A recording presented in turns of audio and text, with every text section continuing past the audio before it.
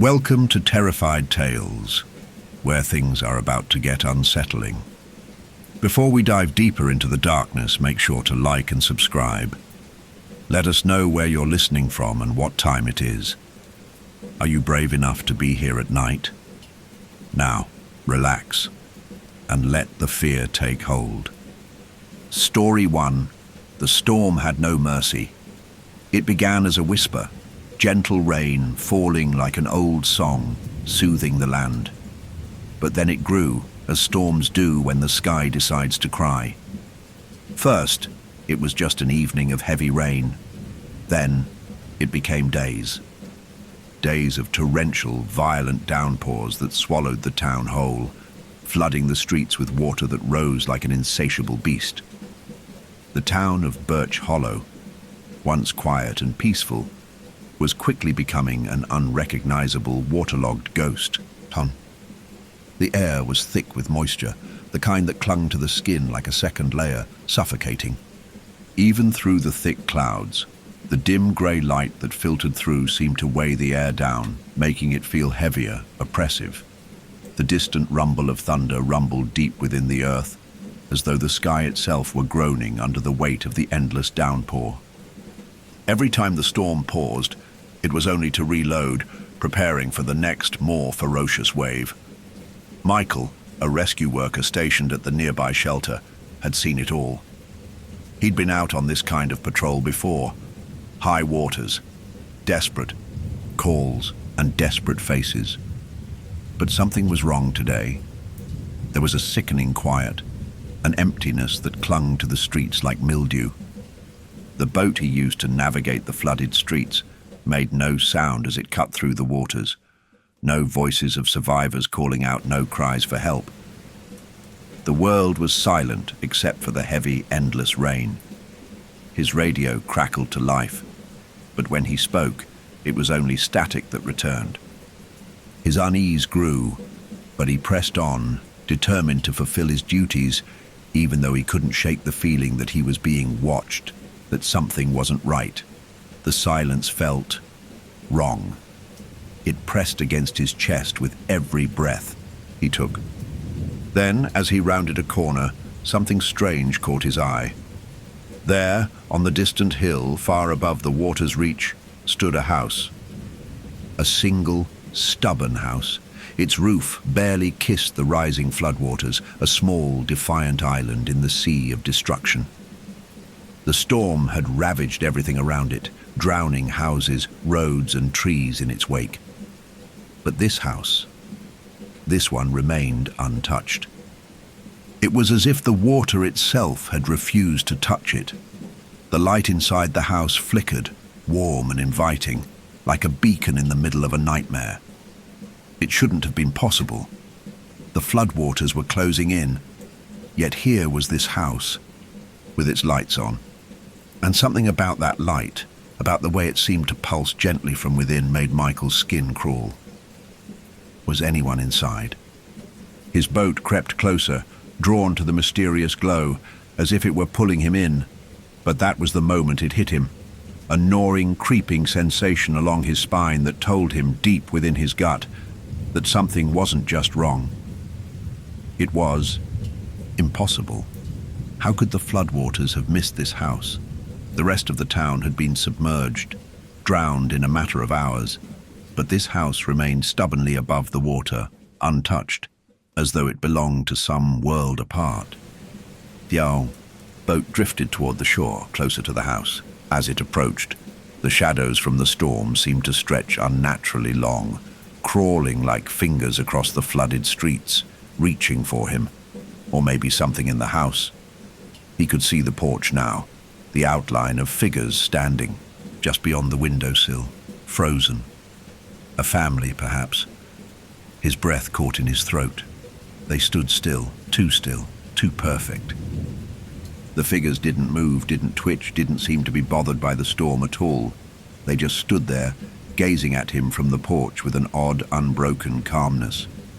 A cold shiver ran down his spine. He couldn't look away. And then, just as his mind began to register the strangeness of the scene, Something else whispered to him from the dark corners of his thoughts. "They're waiting for you."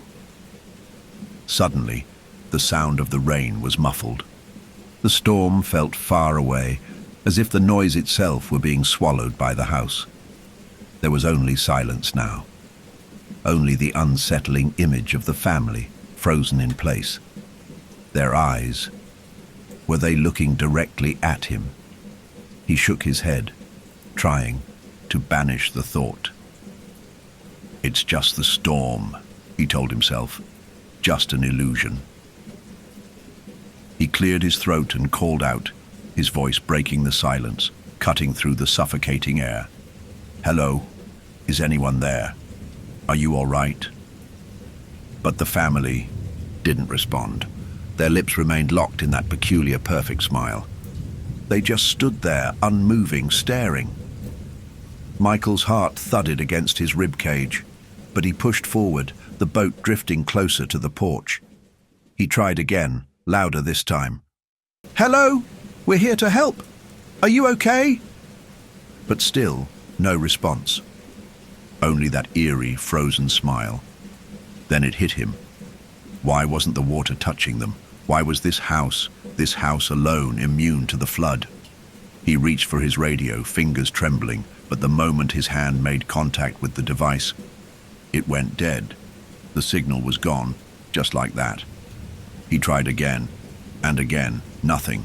Was it broken, or was something else interfering? The unease in his stomach grew into something far worse now, a gut-deep dread that crept like an infection. He had to get closer. He had to understand what was going on, why this house, why these people were the only things in the entire town unaffected by the flood. So, he rowed forward, and as the boat crept closer, his eyes flicked back toward the family on the porch. Something changed. One of the children, small, blonde-haired and innocent-looking, smiled at him, but the smile was wrong. It wasn't just unnatural, it was wrong. But as his gaze fixed on the child's face, Michael froze. The child's eyes, they weren't smiling back. The boat drifted silently through the flooded streets, its hull cutting through the murky water with almost no resistance. The air around Michael felt thick and unnatural, heavy with the scent of wet earth and stagnant water.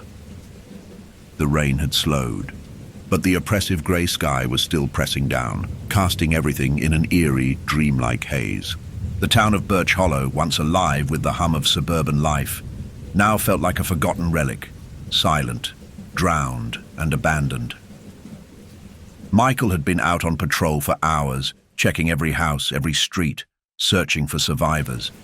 His mission was the same as it had been since the storm started. Find anyone still clinging to life, offer help, and then move on. Simple enough, or so he thought.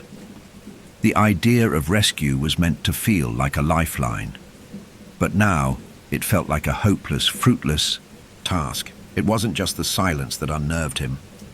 It was the emptiness. Everywhere he looked, there were no signs of life. The streets were abandoned, the windows dark, doors ajar, curtains billowing from open windows as if someone had just fled in a hurry. The faint echo of distant thunder was the only sound, and even that seemed muffled, swallowed by the relentless weight of the rain-soaked world around him. It wasn't supposed to be like this. Birch Hollow was a small town, sure, but it wasn't so isolated that people wouldn't have tried to help each other. People didn't just vanish into the floodwaters, did they? Yet, as Michael navigated the boat around submerged trees and over half-sunken cars, he couldn't shake the feeling that something was wrong, far beyond just the flood.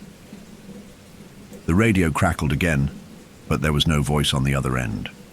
He glanced at it briefly, but only static greeted him, followed by the same dead silence. He cursed under his breath and tried again. Nothing, not even a whisper of a signal. His gut twisted with unease, the feeling of being watched creeping back into his thoughts. He tried to push it aside, but it was growing harder. He had been doing this for years, working in disaster zones, saving lives, and picking up the pieces of broken communities. But he had never encountered a situation like this. The people weren't just missing, they were gone. The more he looked around, the more it seemed that the flood wasn't the only thing swallowing Birch Hollow. Something else was at work here, something much darker, something far more insidious. The boat bobbed gently as he adjusted his course, moving further into the heart of the town. It was then that he noticed the strange absence of birds. Usually, after a storm, the skies would be alive with the sounds of birds taking to the air, but now there was only silence. Not a single bird called out. Nothing. It was as though all of nature had simply ceased to exist. The image of the house from earlier floated back into his mind. The way it stood so defiantly above the water, untouched and bathed in that unnatural light. The family on the porch, too. How still they were, how perfectly still. The smile on the father's face, the unsettling way, the children's eyes locked onto his as if they could see straight through him, down to his very soul. That's what troubled him the most, the way they looked at him, knowing him without him saying a word. They didn't react like ordinary people would. And that perfect smile, that smile, he couldn't shake it, and that only made him row faster, despite the gnawing dread spreading throughout his chest. The boat glided down streets that were submerged in feet of water. The old church on the left was barely visible, just the steeple poking through the water's surface, like a lone finger raised in warning. It should have felt like a sign of resilience, but the sight left him uneasy. No matter where he turned, the flooding seemed relentless, endless, as though the floodwaters were simply a cover, a veil hiding something far worse underneath. He turned another corner, his eyes searching, trying to find anything, a sign of life, a movement, any flicker of hope. But there was nothing, not until he saw it. At first, he thought it was just a trick of the light, something his exhausted mind had conjured up. But as his boat neared, his heart skipped a beat. There, just ahead, on the rise above the waterline, stood the same house, the one he had seen earlier. The strange, untouched house that seemed to defy the flood, standing alone like an island of warmth in the middle of the apocalyptic devastation. But there was something different this time. This time, the lights were not just flickering. They were steady. There was a soft glow that pulsed from within, casting long, eerie shadows across the floodwaters. Michael's boat drifted closer, the water slapping softly against the sides. He reached for his radio again, desperation clawing at his chest. "Hello? Is anyone there? I'm at the house on the hill by the old church. Are you okay?" No response, only static. He tried again, his voice trembling now. "This is Michael. Rescue. Team 16, I need backup. There's something strange here. Please respond." Nothing. The silence was suffocating. The radio's silence felt worse than the static. He glanced toward the house, his breath catching in his throat. There they were, again, the figures on the porch, the family, still as statues, no movement, no sound. Just those unnervingly perfect smiles. His eyes darted between the porch and the flooded street beneath him. His instincts told him to turn around, to retreat before something worse happened. But the curiosity, the pull of that eerie light, was too strong. Just as his boat glided closer to the porch, something moved in the reflection on the water. Michael froze. He could see the family standing there in the murky reflection, the same stillness, the same perfect smiles. But then, one of them blinked. One of them blinked. It was small, barely noticeable, but it was there. It was a break in the illusion. His heart pounded in his chest as the boat drifted the last few yards. He stared at the reflection, and then slowly, Deliberately, he looked back up at the family on the porch. None of them were blinking anymore. And the reflection, it was wrong. Something in the water was wrong. Something was watching him from beneath. The boat glided through the water with unnerving silence. The hum of the engine, usually steady and reassuring, now felt distant, as though the boat itself was reluctant to approach. Michael's hands, tight on the oars, trembled slightly with every pull. His breath caught in his throat, caught somewhere between fear and a strange, inexplicable compulsion to draw closer. There was something magnetic about the house, its warm light beckoning him like a moth to a flame. The entire town was submerged, its homes swallowed whole, their roofs barely visible under the dark expanse of water. Everything around Michael had been reduced to shadowed silhouettes, and yet this house stood firm, unmoved. It was as though the flood had been halted by some unseen force, a boundary the water could not cross. He tried to rationalize it. Perhaps a natural hill beneath the house had kept it from drowning. Maybe there was some strange geological formation beneath the surface. But even as he thought it, the absurdity of the idea didn't escape him. Nothing made sense. The house was a two-story, old-fashioned structure, worn but solid. White clapboards, chipped and peeling, framed windows that shone with an unsettling clarity. The lights inside flickered softly. Nothing urgent or frantic, just a calm, pulsing glow that filled the house from within. But it was that calmness that unnerved Michael the most. In the midst of all this chaos, all the destruction, the house was untouched, serene even, and the family. His gaze shot up to the porch once more, and he swallowed hard. They were still there, the same four figures. The father, tall and broad, wearing an old flannel shirt. The mother, dressed in an apron, her dark hair tied back in a loose knot. And the two children, one small girl, probably no older than 6, and the boy, a little older, maybe 8. They stood together on the porch, like a family waiting for something. They weren't moving, not a single inch, and their smiles remained as perfectly frozen as before. They looked too perfect, too well kept, too composed for the conditions, as though they were posing for a picture rather than enduring a disaster. His mind flashed to his training, the standard procedures for situations like this. Approach, check for signs of distress, check for survivors, call in backup. Yet everything about this felt wrong. The silence between them was suffocating. How could they stand there for so long without moving, without saying anything? The boat neared the edge of the porch, its hull scraping softly against the waterlogged wood that bordered the rise. Michael let out a breath, one he hadn't realized he was holding, and hesitated. His hands lingered on the oars, unsure of whether he should continue forward or turn away. But the house, the way it gleamed under the murky sky, its windows glowing like a beacon in the storm, pulled him in. His boots hit the soft wood of the porch, and as he stepped onto the platform, a feeling washed over him, a strange magnetic pull, as though the house itself was welcoming him in. There was an odd scent in the air too, a strange mix of old wood and something sweeter, like cinnamon or cloves, faint but distinct. It almost made him dizzy, like the house was somehow alive, exhaling its essence into the world. The family hadn't moved, not a single step. Michael cleared his throat, his voice trembling slightly as he called out again. "Hello? I'm from the rescue team. Is anyone inside? Are you okay?" The silence in response was so complete, it felt suffocating.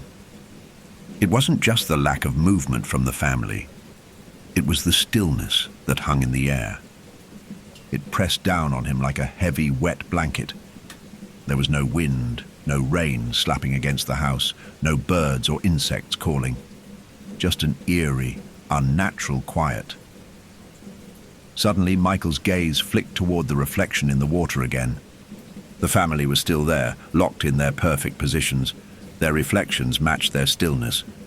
But this time, something else caught his eye. In the reflection, just beneath the family's feet, the water wasn't still. It was moving, twirling like a whirlpool that didn't quite fit. The swirling motion was slow at first, almost undetectable, but as his eyes focused on it, it became more pronounced. The water seemed to spiral as if something beneath the surface were tugging at it.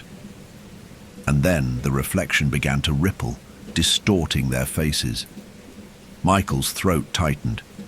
What was happening?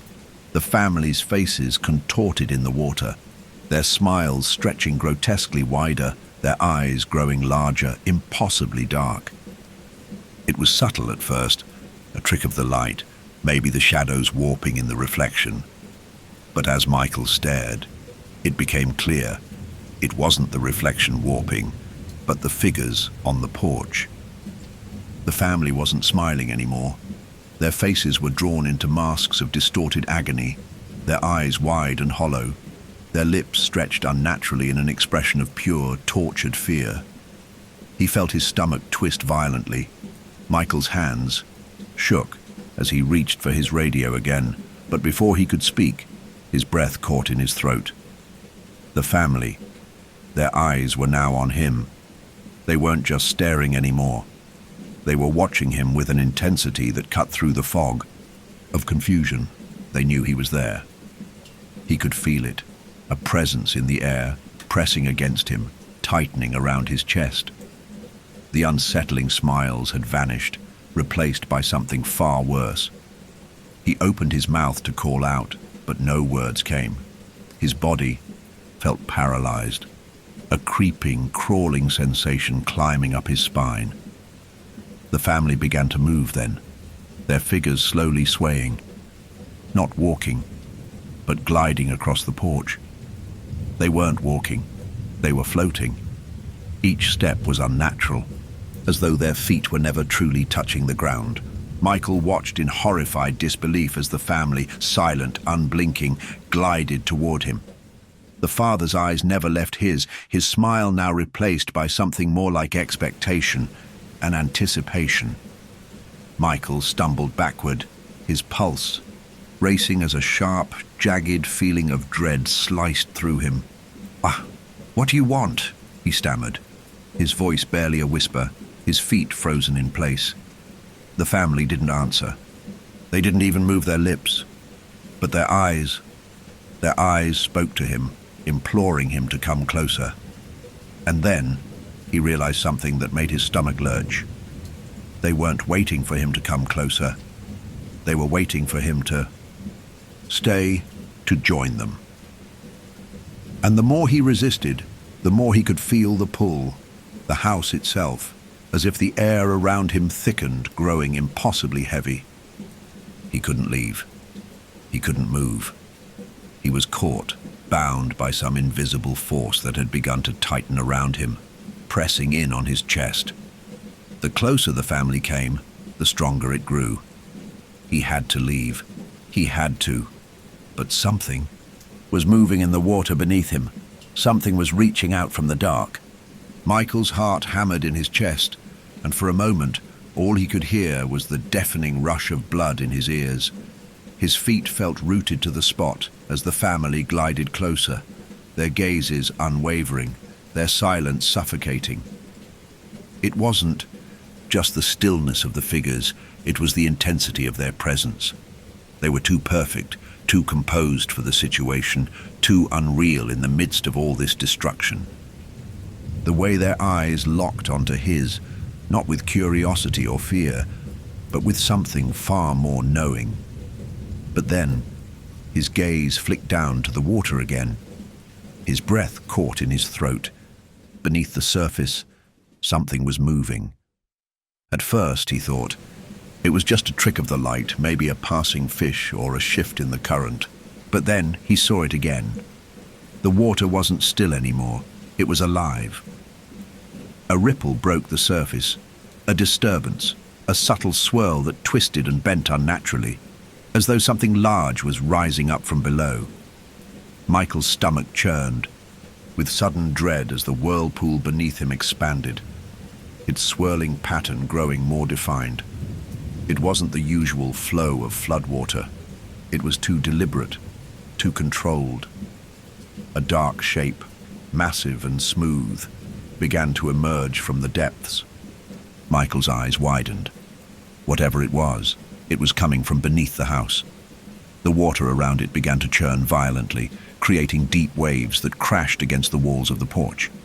The family, unfazed, didn't move a muscle as this water writhed and pulled at the air around them.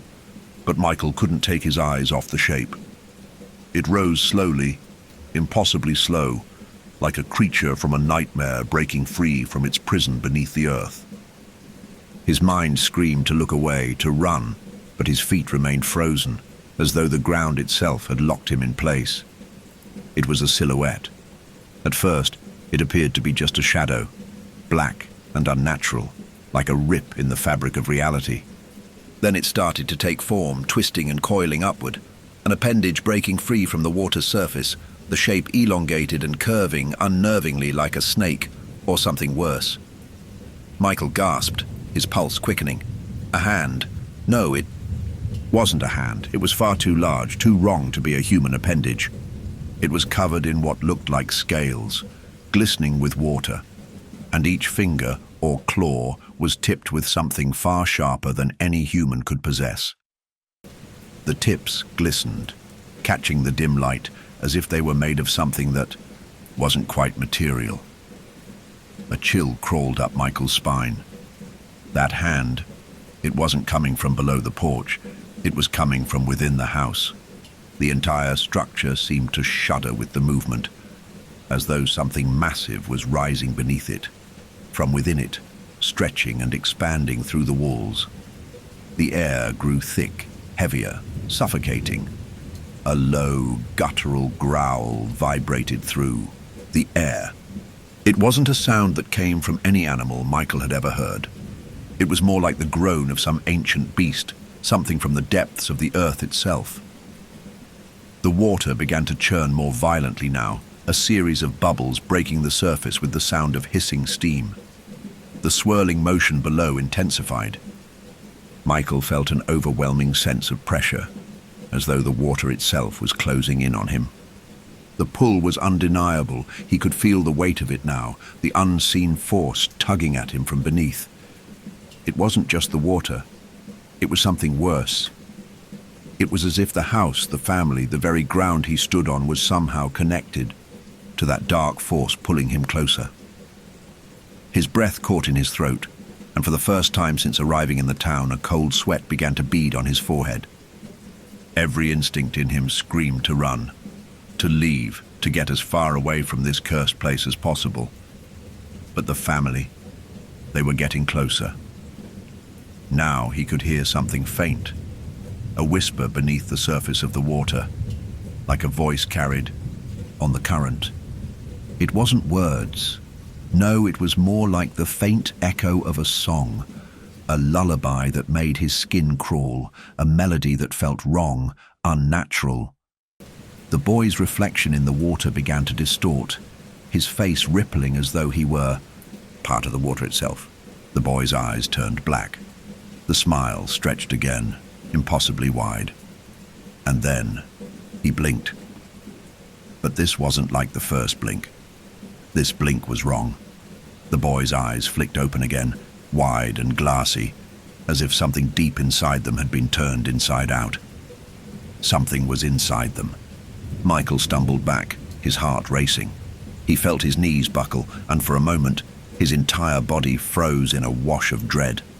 The ground beneath him seemed to hum, vibrating with that strange force, as if the earth itself was alive, working against him. The family, those grinning, lifeless figures, were now mere shadows against the glow of the house's lights, their movements almost fluid, unnatural. But it was the boy's eyes that tore through Michael's mind. They were empty, hollow, and then they began to glow. It wasn't a soft glow like the lights inside the house. It was a sickly, greenish-yellow luminescence that made the hairs on Michael's neck stand on end. The boy's smile widened again, stretching impossibly wide, like it was made of something else. His face, his entire body, started to distort. His head tipped back, as though his neck was snapping backward, an impossible angle. The eyes, those glowing eyes, turned toward Michael. And then, with a single fluid motion, the boy's face cracked. It cracked open. Like a broken mirror, his features split and peeled away, leaving only a gaping void of blackness, an endless abyss, as if the boy's face had been a mask, a shell that had shattered. And in that moment, Michael understood. The family wasn't alive. They were vessels, and the thing beneath the house, the thing rising from the water, was not human. Michael's breath came in short, ragged gasps, each exhale leaving him feeling emptier, weaker. The presence beneath the house was no longer a vague suggestion. It was an undeniable reality, and it was coming closer. The water below him swelled, rippling violently with each passing second, as the dark appendage, whatever it was, rose higher. The air grew thick, suffocating with the weight of something ancient and malevolent. The family, still standing on the porch, began to shift again. This time it was not a graceful glide like before. It was a jerking motion, like marionettes strung up by unseen hands. The father's head tilted unnaturally to the side, and his eyes never left Michael. His mouth, which had once held that perfect smile, now curled into something far more sinister. A slow, twisted grin that made Michael's blood run cold. The mother's eyes, too, were hollow, dark, lifeless pits, but they locked onto him with an intensity that made his heart skip a beat.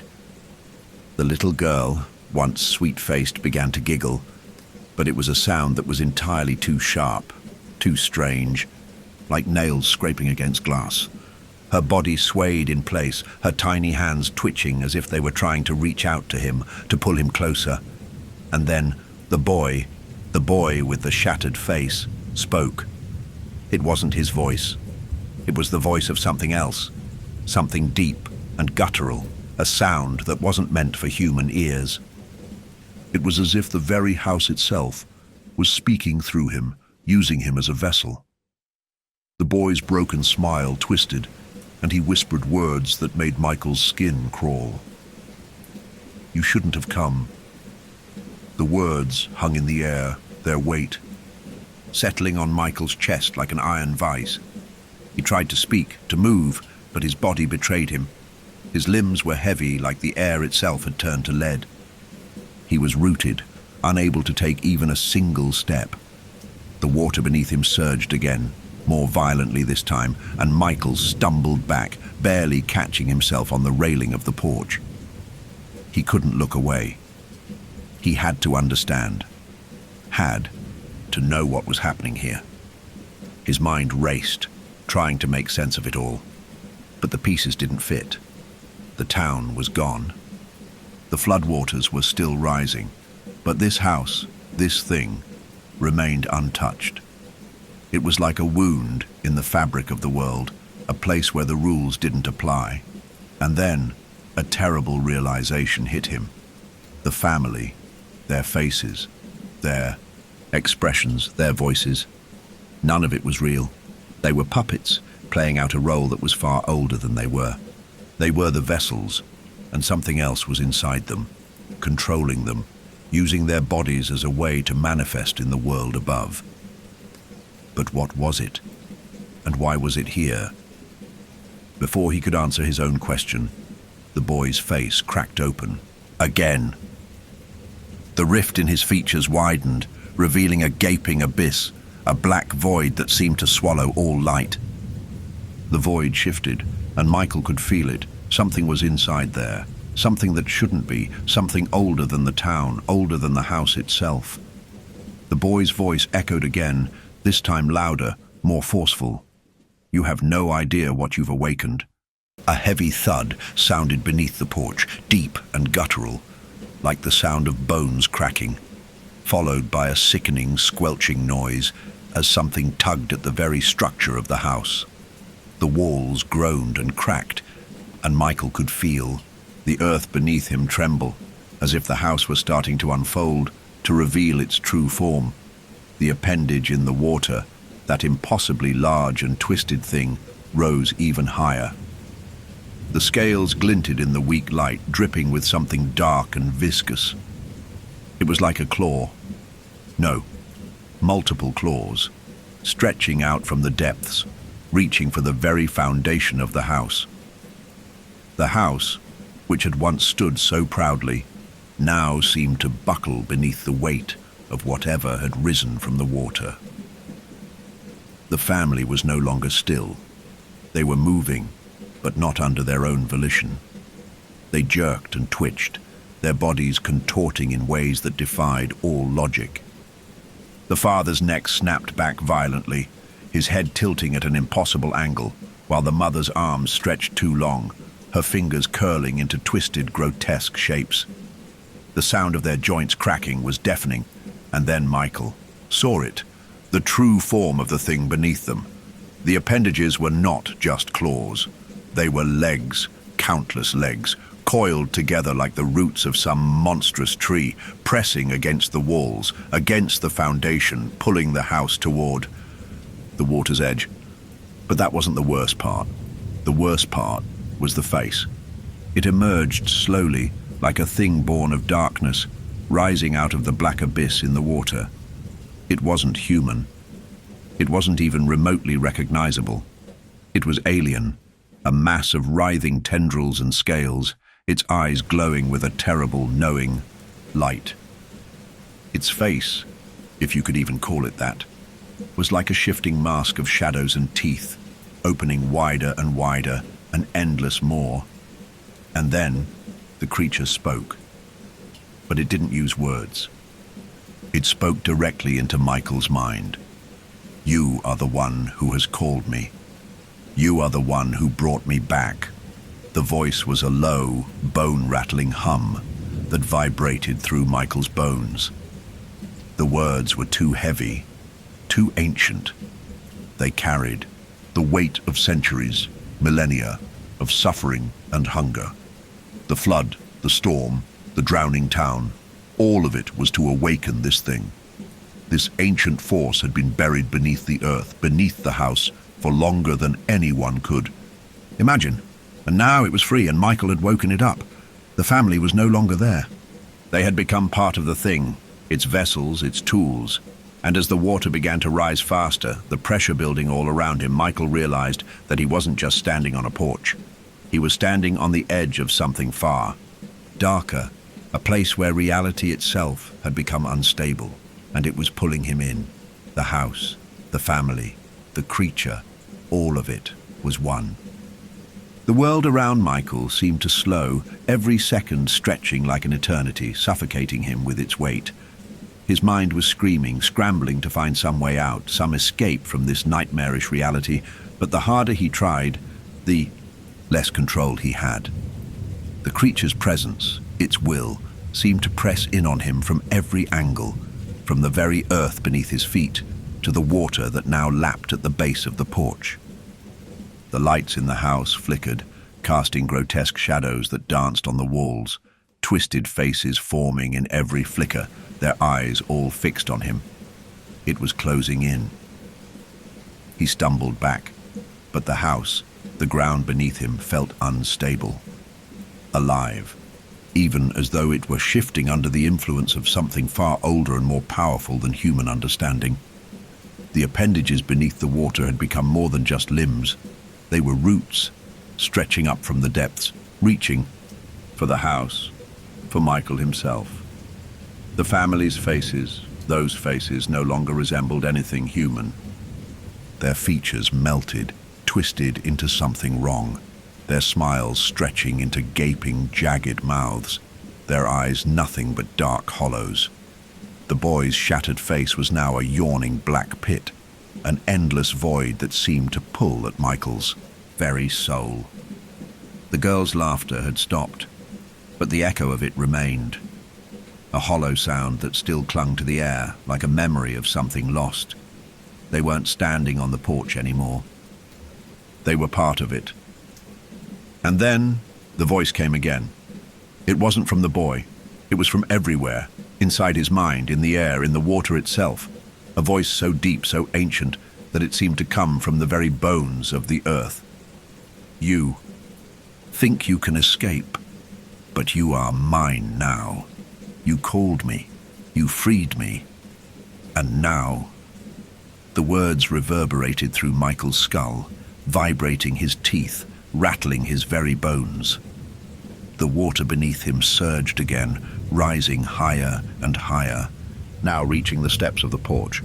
He could feel the wetness crawling up his legs, the cold bite of it sinking into his skin, as though the flood itself was not just a natural disaster, but something else. It was like the water was alive. It moved like a predator, pulling him toward the dark maw of the creature. He tried to move, tried to think, but his body felt like stone. He couldn't get away. The pull was overwhelming, as though the house, the water, the earth were pulling him in. There was nowhere to go.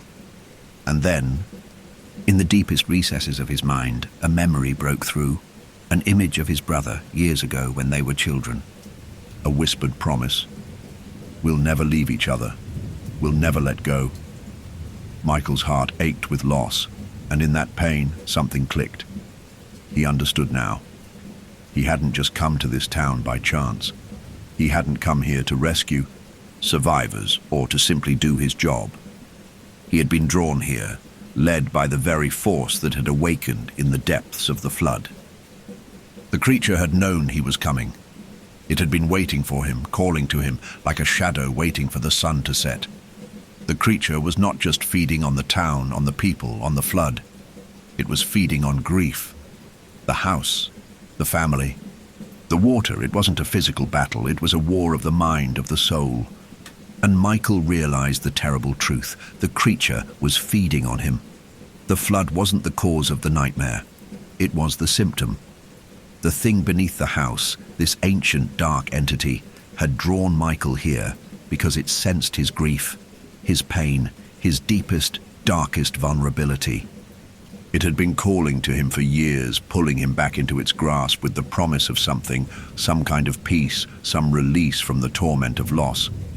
But it wasn't peace it offered. It was oblivion. It wanted his grief, his soul.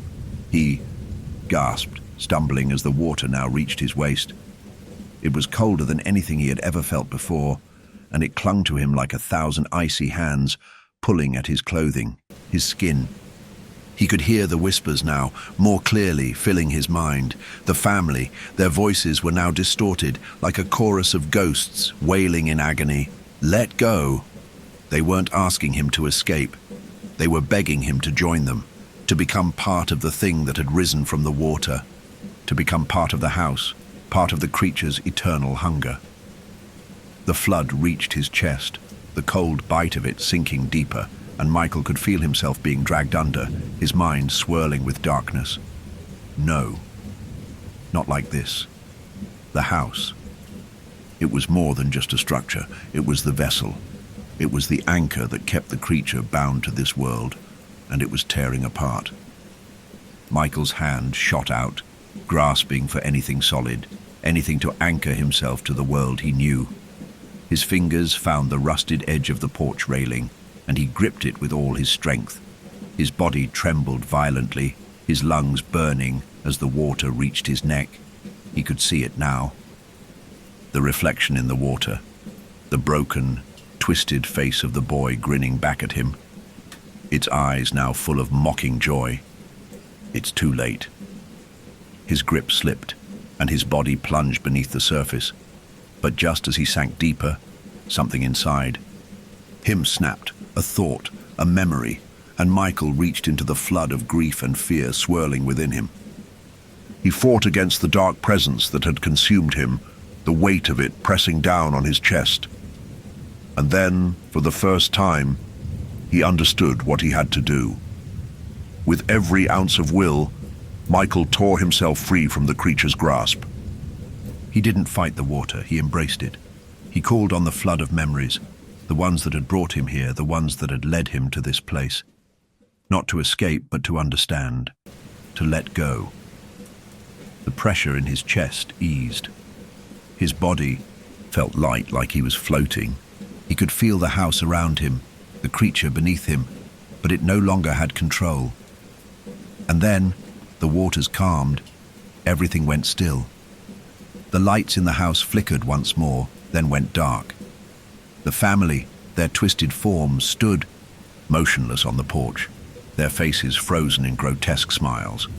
The floodwaters began to recede slowly, as though the earth itself were breathing a sigh of relief.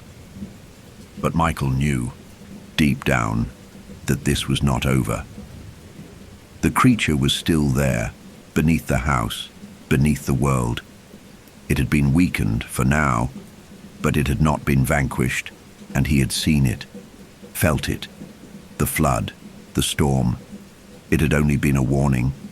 Tether between worlds. The thing beneath the house would always be waiting. The silence that followed was oppressive, so thick that Michael felt it pressing against his chest, crushing him. The floodwaters had finally begun to pull back, retreating from the streets as if the town itself was breathing again, exhaling a long-held breath. But Michael didn't feel relief. He felt the gnawing sensation of something unfinished, a thread left dangling in the air. The house still loomed before him, its windows dark, its door shut tight, but it wasn't the house that haunted him anymore. No, it was the creature still lurking beneath the surface, still calling to him. It was as though its presence had seeped into his very being, wrapping around his mind with invisible, unbreakable chains. The family's distorted faces stayed with him, those faces that had twisted from one of warmth to grotesque mockery. The images flickered in his mind, playing on a loop. Their eyes. Those eyes had looked at him with recognition, and not in the way someone would look at a stranger. They had known him in a way that he couldn't quite understand, couldn't quite place. You were always meant to come here. The words echoed in his mind again, and his hands clenched at his sides. The flood, the house, the family.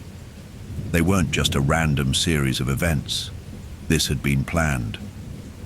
He had been pulled into this moment, like a puppet led by invisible strings. Michael's heart pounded as he pushed himself away from the porch railing, standing shakily on the wet ground. The water had completely receded now, leaving behind only a haunting trace of its presence, puddles that gleamed like mirrors, reflecting the empty, desolate streets, the ruined town. He felt the pull again, the call from deep inside the earth, as though something beneath him was tugging on his very soul, calling him back to the place where it all began. The house wasn't just a house, it was a prison. He had seen it in those last, fleeting moments, the twisted shape beneath the water, the thing that was more than just a creature. It was something that didn't belong in this world, something from a place where the laws of nature didn't apply. And now, it was free, for now. Michael turned, and for the first time, he saw the path to the town's edge.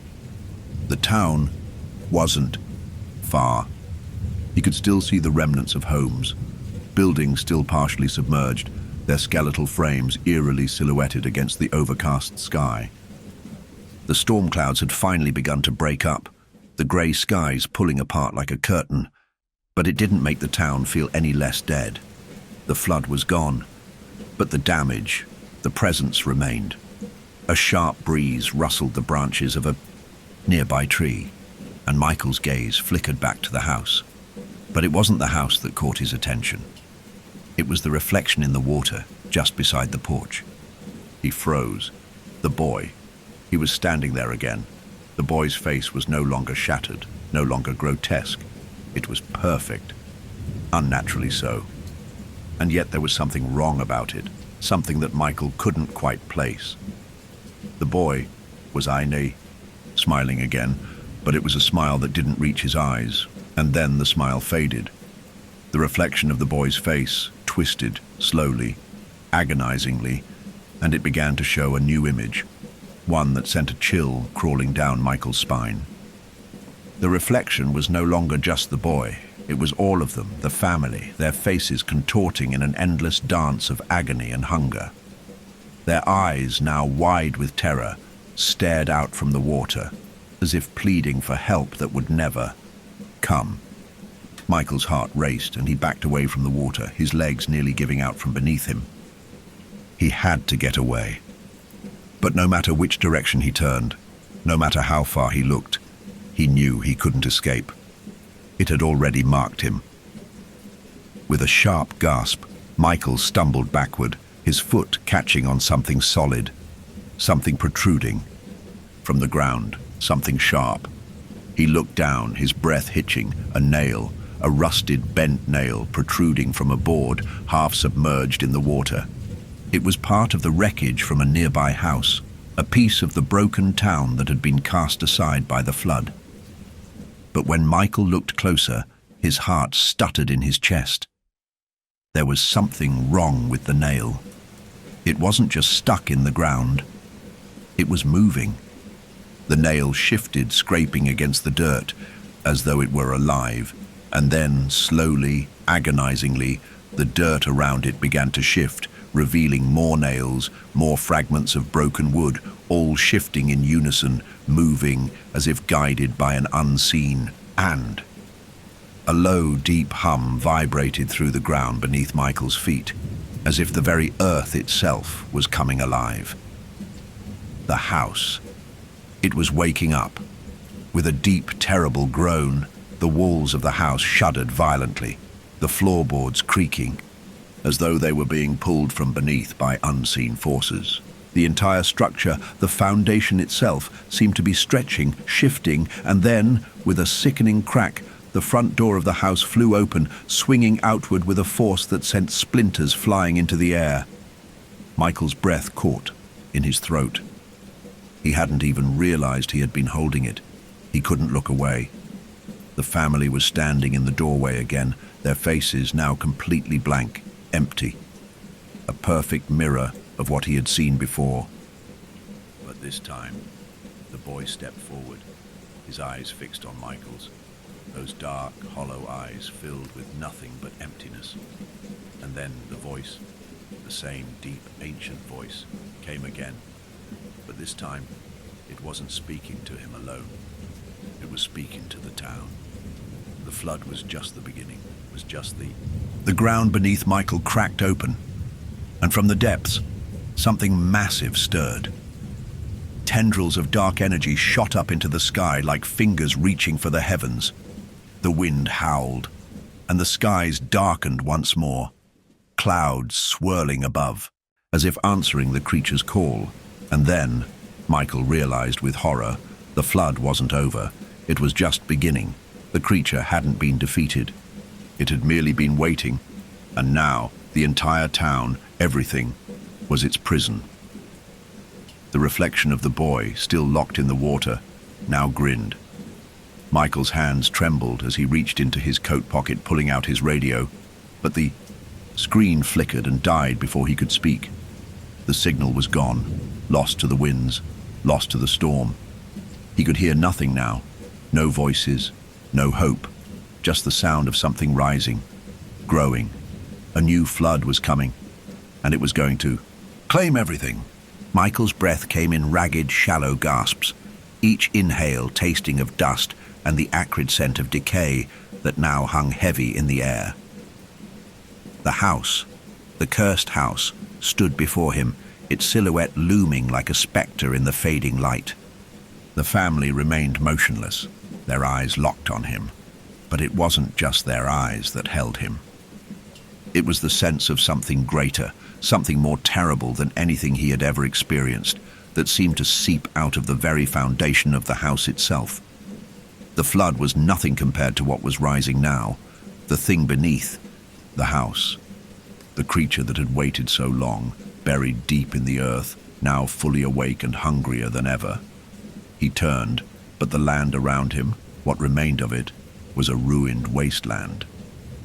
The town, submerged in floodwaters and broken by the storm, had become a shell of itself, twisted and distorted, as if the earth itself had been torn open and regurgitated what was left.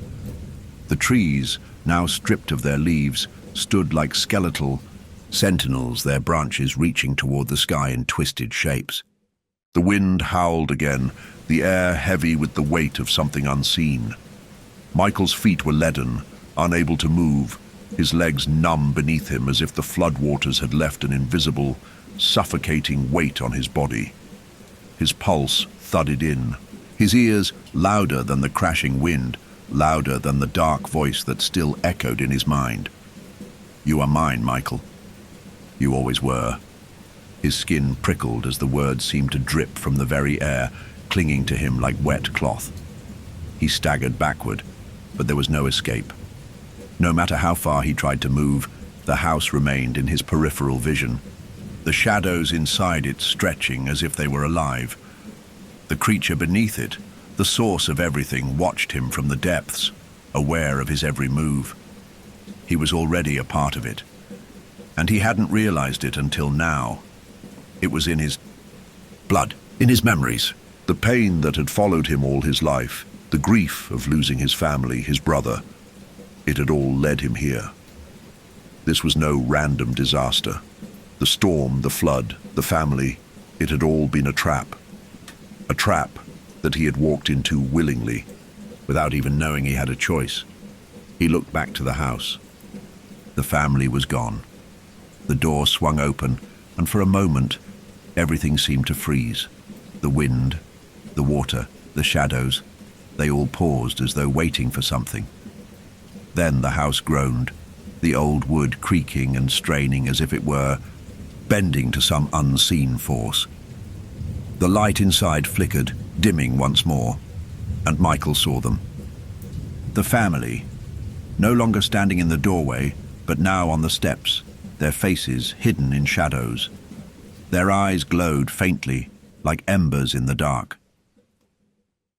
For a moment Michael swore he saw his brother standing there, alive, his features just as they had been before the accident.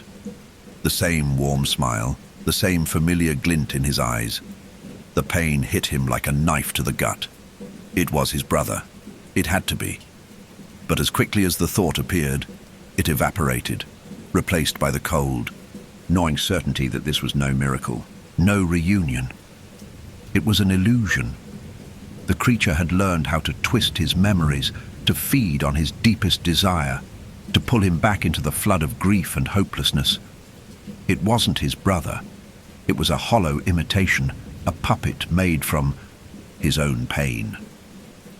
Michael stepped forward, but his feet sank into the mud as though the earth itself was resisting him.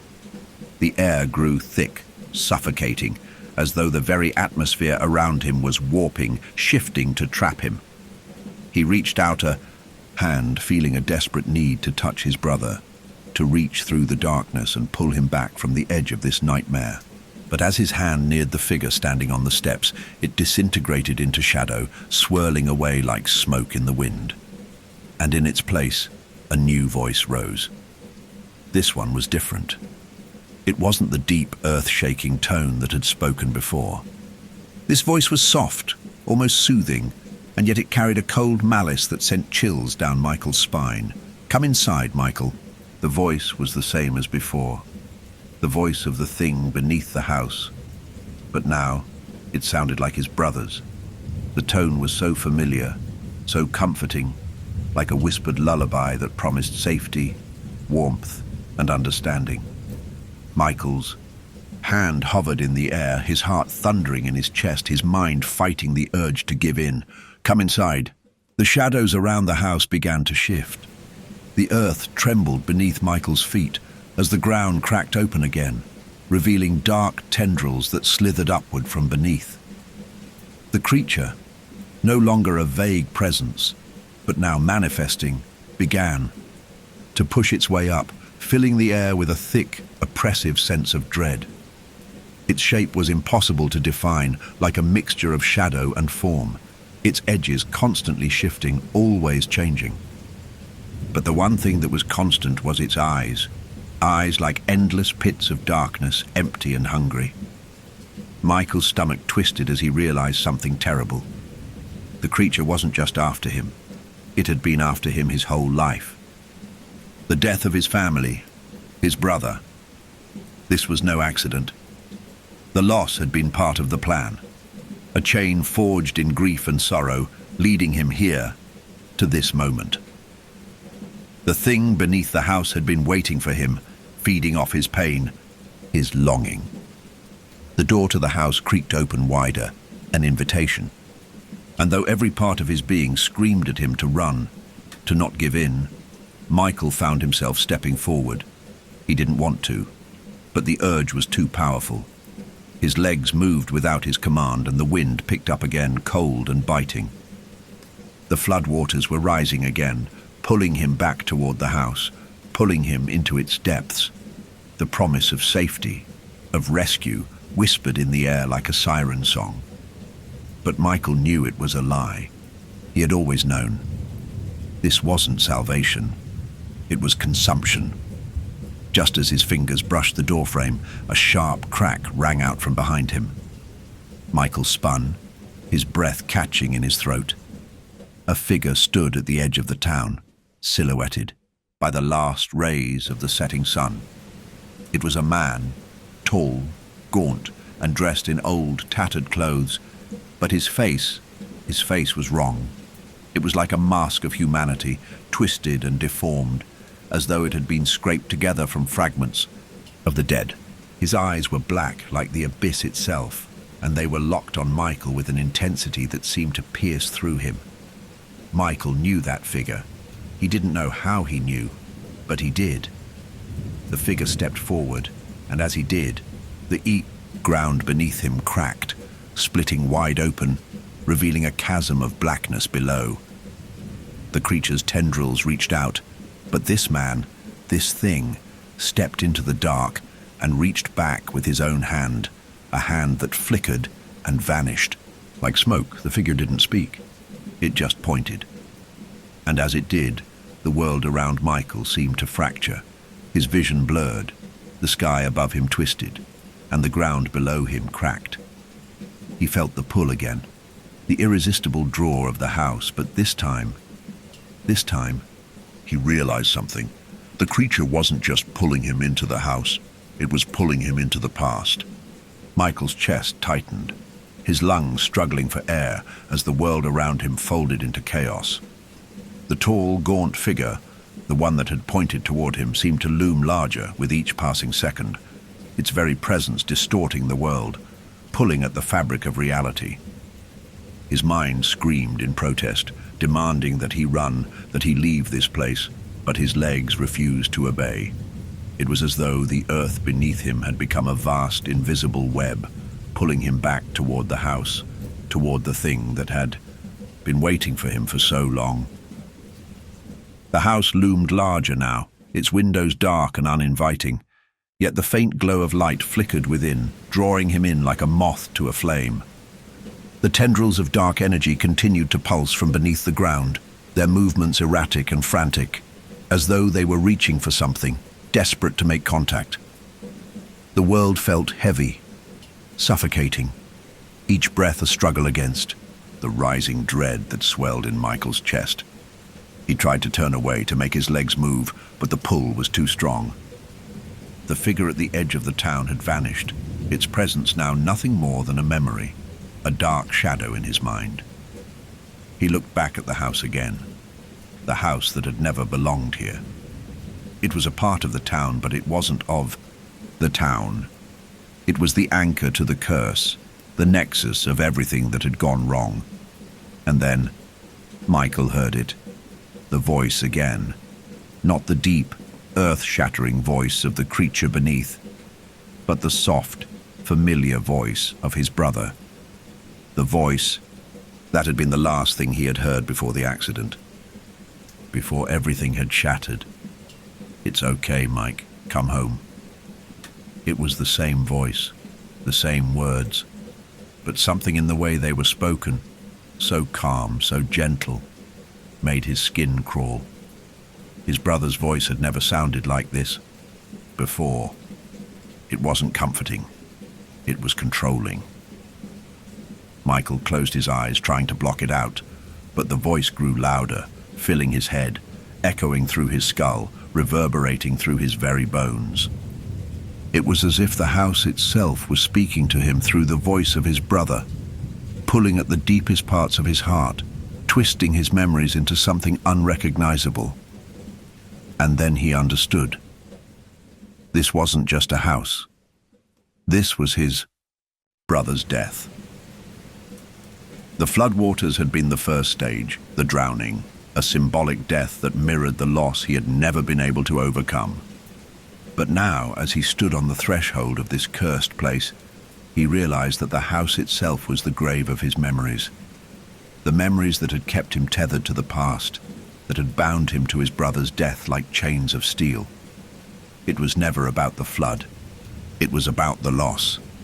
And then he saw it, a flicker in the doorway, a shadow that moved just out of sight, a glimpse of someone, something, standing behind the closed door. It wasn't the family anymore. The figures that had once stood there were gone, replaced by a presence, a shadow so tall and looming that it seemed to consume the light. Michael's heart pounded. He knew that presence. It was his brother.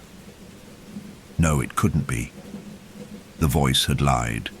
This was a corruption, a twisted form of his brother's memory, woven into the fabric of the house. And yet, as his gaze fixed on the shadow behind the door, something in him whispered, "It's him, Mike. Come inside and see me again." The words were no longer a call. They were an order. The door creaked again, this time a long, drawn-out sound that echoed through the silent streets. The figure behind the door shifted, and Michael felt it. The thing that had once been his brother was no longer human.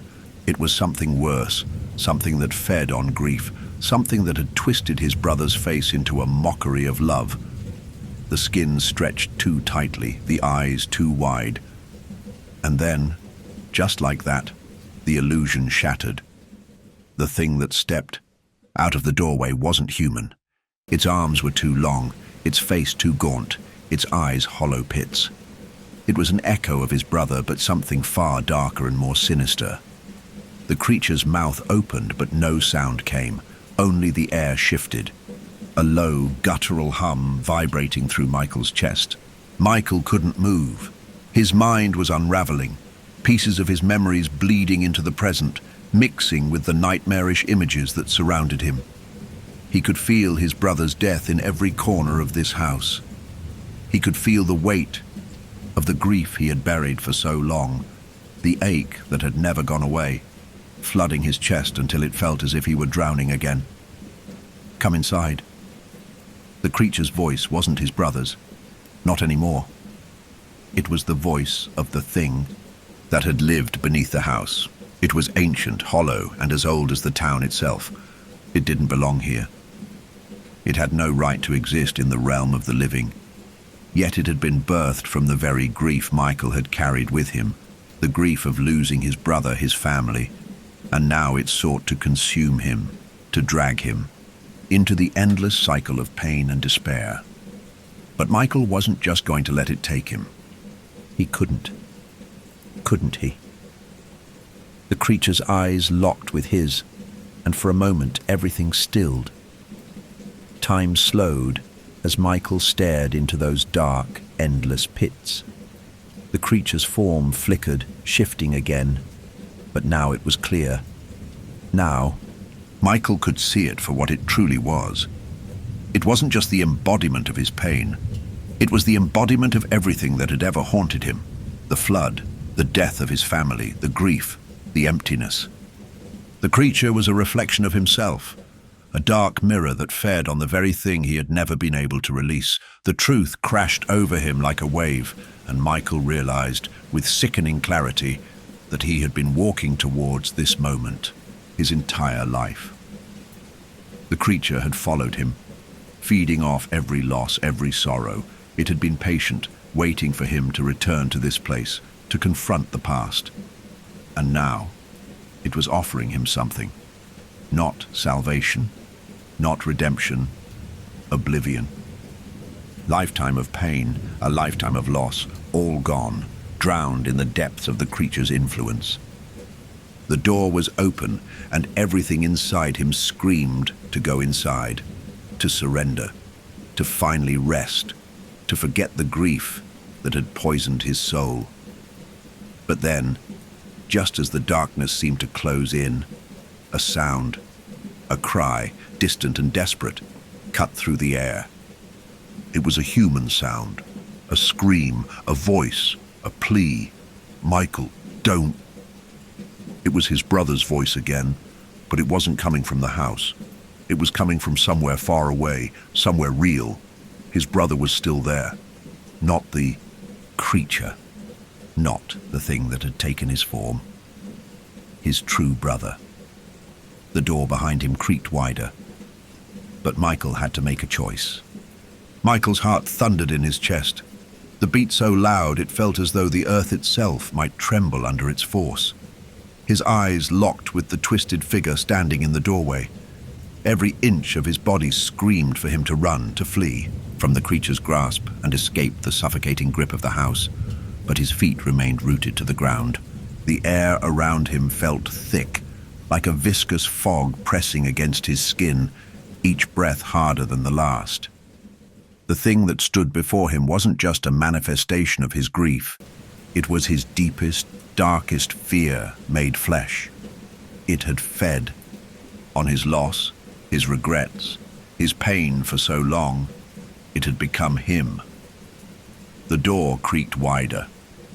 Michael could hear the faintest whisper of his brother's voice again, soft, distant, pleading. "Please, Mike. You have to fight." But the words were fading, slipping into the overwhelming hum of the creature's presence. Its gaze pierced him with such intensity, Michael felt as though it was stripping him bare, reading every secret he had ever buried, deep inside. The thing knew him. It knew everything. His every failure, every moment of weakness, his hesitation, his fear, his longing for the comfort of what was lost. It had been waiting for him to succumb to the flood of grief he had carried for so long. It knew he was close. "Come inside," the creature rasped again, its voice now a low, eerie hiss that seemed to vibrate in Michael's bones.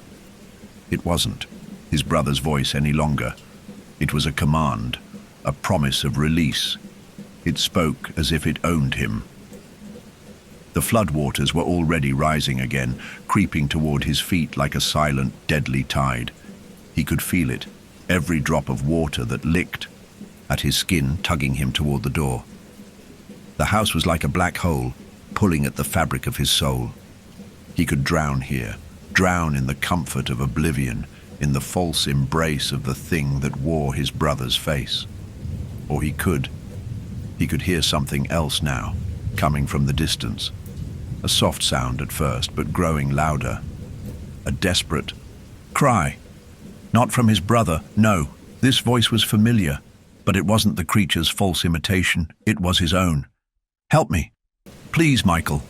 The cry echoed through the space around him, piercing the heavy silence that hung between the house and the broken world. His knees nearly gave out as he realized what it was, what it meant. It was himself. He wasn't just facing the monster that wore his brother's face. He was facing the reflection of his own soul, the part of him that had never healed, never let go. The part of him that had always been drowning in his grief, in his inability to move forward. The floodwaters weren't just a metaphor. They were his past, dragging him under. The house wasn't just a physical place. It was his mind, crumbling under the weight of memories. The cry that echoed through the mist, the desperate plea for help. It wasn't a voice from the past. It was his future, reaching out to him. His future self, caught in the flood of unresolved trauma and despair. He had no choice but to make a decision. But which decision? The creature, the thing standing in the doorway, its twisted form flickering like a dying flame. had always been there, waiting, watching. It had fed on Michael's pain, and now it wanted him to come inside, to join it, to become part of the endless cycle. But Michael knew with a sickening certainty that stepping inside wouldn't end the pain. It wouldn't end the grief. It would only perpetuate it. The house would become the tomb of his soul, and the creature would keep him locked away in a prison of his own making forever. No. The word rose in his throat like a bitter, defiant cry. It wasn't the house that had to change. It wasn't the creature that had to be destroyed. It was himself, his memories, his grief, his brokenness. He had to let go. He had to stop drowning. Michael, his brother's voice. It echoed again, but now it sounded different, softer, calmer. No longer a beckoning call, but an understanding, an acceptance. Michael clenched his fists, fighting the rising tide of emotions. His vision blurred, the tears threatening to spill, but he forced himself to focus. He couldn't let the flood overtake him again. Not now. Not when he finally understood what was happening. The figure behind the door, his brother, the creature, the reflection continued to stare at him with hollow eyes. It spoke again, but this time its words were soaked in venom, thick with the poison of despair. "You can't escape, Michael. You are mine." Michael took a step forward, his eyes locked on the thing that had once been his brother. The pain was unbearable, but it wasn't enough to pull him back. It would never be enough again. He had already lost everything that he could lose. Now it was time to reclaim himself. The ground beneath his feet cracked, the earth rumbling like a storm about to break.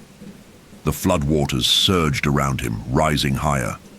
But Michael did not flinch. He stood tall, his chest filled with a steady, defiant breath. He had made his choice. He stepped back. The house shuddered as if the very fabric of reality was tearing itself apart. The sky above him darkened, the wind howling as the tendrils of shadow reached out, seeking to draw him back into their grasp. The creature let out a low, guttural growl, a deep sound that vibrated through Michael's bones, rattling him to the core. But it was too late. He was already leaving. "I'm not yours anymore," Michael whispered, his voice trembling but resolute. The door slammed shut. The house shook as if in protest, but Michael didn't turn back. He had felt the flood, the suffocating weight of grief that had drowned him for so long. But now he could breathe again. The creature's scream, his brother's voice, faded into the distance, and for the first time in years, Michael finally felt the floodwaters recede. He could see the sky above, clear and endless, the stars flickering like tiny pinpricks of light in the distance, and beneath him the earth began to solidify once more, the cracks slowly healing, the water drawing back from the land. He had chosen the painful road of healing over the false comfort of surrender, and he had survived. But as Michael stepped away, from the ruins of the house, he knew that the flood, in some way, would never truly be gone. It had always been a part of him, but he was finally free of the illusion. The night air hung heavy around Michael as he trudged through the wet, broken streets of the town, his boots sinking into the mud with each step. The floodwaters had receded, but the land still seemed to pulse with a strange energy, an energy that vibrated beneath his feet as if the earth itself had been wounded. The town, once so familiar, now felt alien to him, as if he were walking through a dream that he couldn't quite wake from. Every building, every crumbling structure felt hollow, empty. The remnants of what had once been a place full of life now lay silent, abandoned by the very people who had called it home. But Michael knew the truth now. The town had always been a reflection of the people who lived in it, a mirror of their struggles, their grief, their hopes, and their brokenness. And now, after all that had happened, it was a ghost of what it had been, a cemetery for forgotten souls. His mind still echoed with the sound of the creature's voice, his brother's voice. The thing that had been waiting for him in the house, the thing that had fed on his grief, was now nothing more than a shadow, a twisted reflection of the pain he had carried for so long. Michael had faced it. He had faced the flood, the house, the creature, and he had made his choice. But it had come at a cost. The ache in his chest, the heaviness in his heart. It hadn't vanished completely. It lingered. He wasn't sure what had happened to the house, whether it had crumbled to dust or simply disappeared into the depths of the earth, but the town itself had been forever changed. Something had broken, something had snapped, and the ripple of it reached far beyond the floodwaters. As he walked through the abandoned streets, his eyes drawn to the remnants of broken windows, shattered doors, and empty homes, Michael couldn't shake the feeling that something was still watching, a presence, faint, but there. He stopped by the old church, its bell tower twisted and gnarled like a broken finger pointing to the heavens. A thin wisp of smoke drifted from the far side of the building, and the flickering of light caught his attention. For a moment he thought he saw something move in the shadows, something human. But when he blinked, the shape was gone. He stepped closer to the church, his mind filled with questions that he didn't know how to answer. The house, the flood, the creature, they had all been connected, tied together by something much older than he had ever realized. It was more than just the pain of losing his brother. It was more than grief. It was something deeper. As he approached the steps of the church, he felt a subtle vibration, like the pulse of a heartbeat that was not his own. It was faint, almost imperceptible, but it was there. He reached out to touch the door, but the moment his fingers brushed against the rotting wood, a cold wind whipped through the air, sending a shiver down his spine. Michael pulled his hand back, startled, and then he heard it, a whisper, a voice, distant but clear. "You're Still not free, Michael. It wasn't his brother." It wasn't the creature. The voice was different, older. He turned sharply, his gaze darting around the town, searching for the source. The night was still, too still. But there was no mistaking the cold, oppressive feeling that had settled over him. The flood had receded, yes, but something else had been left behind. A deeper, more insidious presence, and it was aware of him. Michael's pulse quickened as he realized what was happening. The creature in the house hadn't just been a product of his grief. It had been drawn to him, summoned by something far older, something that had existed long before his brother had died. The house had been the heart of the curse, but the flood was the catalyst. The town had always been a conduit, an anchor for whatever dark force had lingered here for generations. And now that the flood waters had receded, it wasn't gone. It was waiting for the next ripple. The whisper came again, louder this time. The cycle begins again. The words chilled him to the bone. He turned around, moving quickly through the streets now, the sound of his boots slapping against the wet pavement echoing in the eerie silence. But as he moved, he noticed the faint glow of light in the distance. Far off, beyond the old church, there was something there. A shape, flickering and undulating like firelight. But in the middle of the night, it wasn't natural. The hairs on the back of his neck stood up as he walked toward the light, an uneasy feeling growing in the pit of his stomach. He had to know. He had to see it. There was a pull, an undeniable urge to investigate. But with each step, the air grew heavier, more oppressive. It wasn't until he reached the edge of the clearing that he saw it. A well. At first, he thought it was a trick of the moonlight, but as he stepped closer, he could see the faint outline of the stone structure, tall and ancient, covered in moss and vines. The light seemed to pulse from within it, an eerie glow that flickered like a dying ember. There was something wrong about it. The shape of the well, its structure, was unlike anything Michael had ever seen before. He approached cautiously, peering into its depths, but there was no water, no reflection. Instead, there was a face staring back at him from the depths of the well, one he knew, his brother's face. Not the creature, not the thing that had taken his form, but his brother, alive. A sudden, sharp pain shot through Michael's chest as he gasped, staggering back from the edge. His heart hammered against his ribcage, and he felt the world around him begin to tilt, his vision blurring.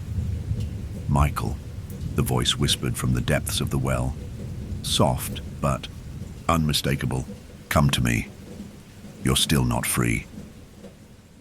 The words rattled in his mind like chains, pulling him back to the very thing he had fought to escape. The well, the water, the flood, his brother, the cycle. He stumbled backward, his breath coming in ragged gasps. It had never ended. It had only paused, and now it was beginning again. The full weight of Michael's realization hit him like a tidal wave, crashing over him with such force that he stumbled, his breath ragged as he gripped the edge of the well. His fingers dug into the stone, cold and slick with moisture, as he tried to steady himself to fight off the rising panic that threatened to consume him. His brother's face. No, not his brother, but the thing that had worn his face, stared up at him from the depths of the well, the once comforting features now twisted, grotesque. It grinned, but not in joy. It wasn't a smile. It was a mocking, knowing sneer. Michael felt a shiver crawl down his spine as he realized the horrifying truth. The flood had never been about the rain. It had never been about the house. It had always been about him. The flood had come to drag him back. The house had only been the beginning, the floodwaters, the creature. It was all part of the same unbroken cycle. A curse, a ritual of loss and despair that had been sewn into the fabric of this town long before his brother had died. He could feel it now, the pull of the well. It called to him, deeper than any sound, any whisper. It was the same voice that had tormented him in the house. The same voice that had promised comfort. The same voice that had worn the guise of his brother.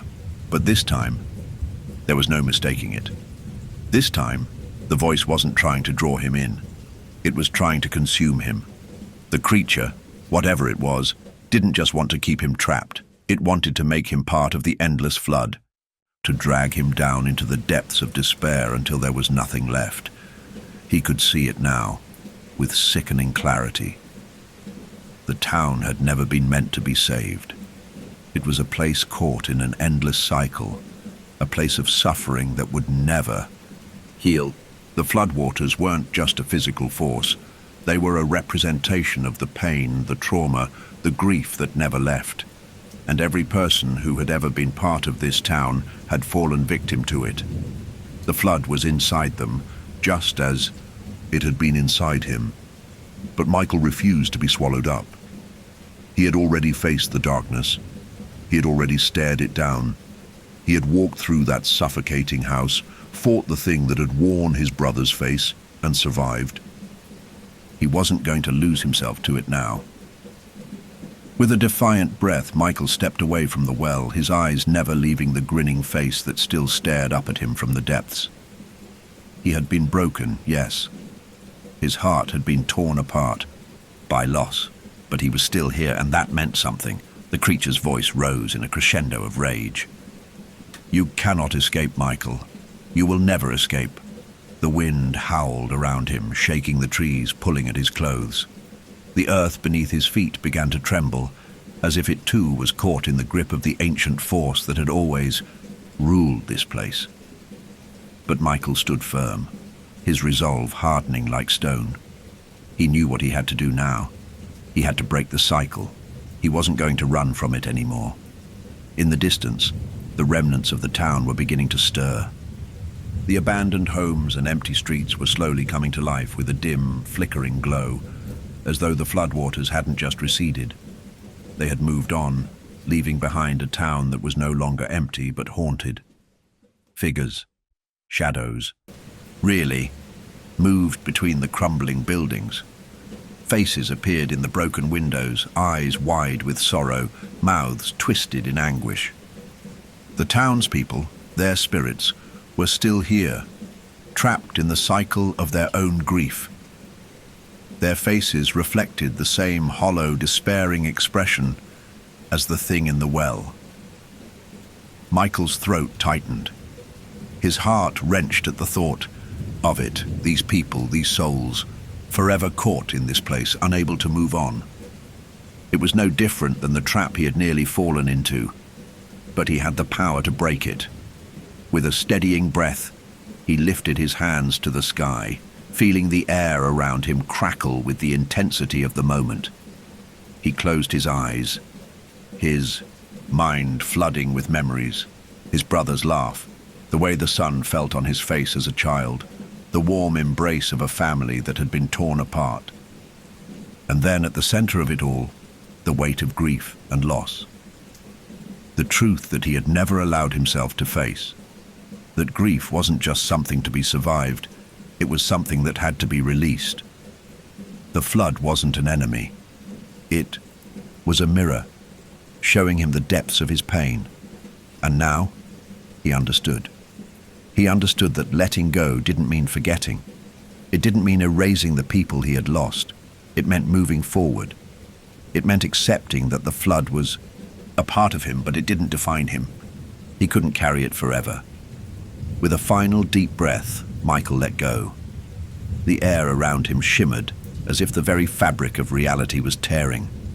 A rush of energy shot through him, wild, unpredictable, but pure. It was the release of all that had been buried. The anger, the sorrow, the guilt, the memories. The ground beneath his feet cracked open, and the floodwaters began to recede faster, swirling like a storm draining from the land. The well's glow dimmed, its power waning as the creature's presence began to fade, the grip of the curse loosening. And then, with a final scream of fury, the flood was gone. The air grew still. The silence that followed was deafening. Michael stood in the middle of the town, surrounded by the wreckage of a place that had been consumed by grief. But now it felt empty. The echoes of the past began to fade, the haunting whispers that had followed him all this time, silencing one by one. The spirits, those poor souls who had been trapped here, faded with the flood, their anguish released. It wasn't over. He knew that. Healing was never instant. It was a slow, painful process. But Michael had broken the cycle. The floodwaters were gone. The curse was lifted. The town was free. And as Michael looked out over the once drowned town, a strange peace washed over him. It wasn't perfect, and it wasn't easy, but it was real. He had faced the depths of his pain and survived, but deep in his chest he could still feel it. The quiet ripple, the echo of the flood. He knew it would always be there. But now, he had learned how to live with it, and maybe, just maybe, that was enough. You're deep into the story now, and the horrors are only escalating. If you're still with us, don't forget to like and subscribe. Tell us where you're listening from in the comments.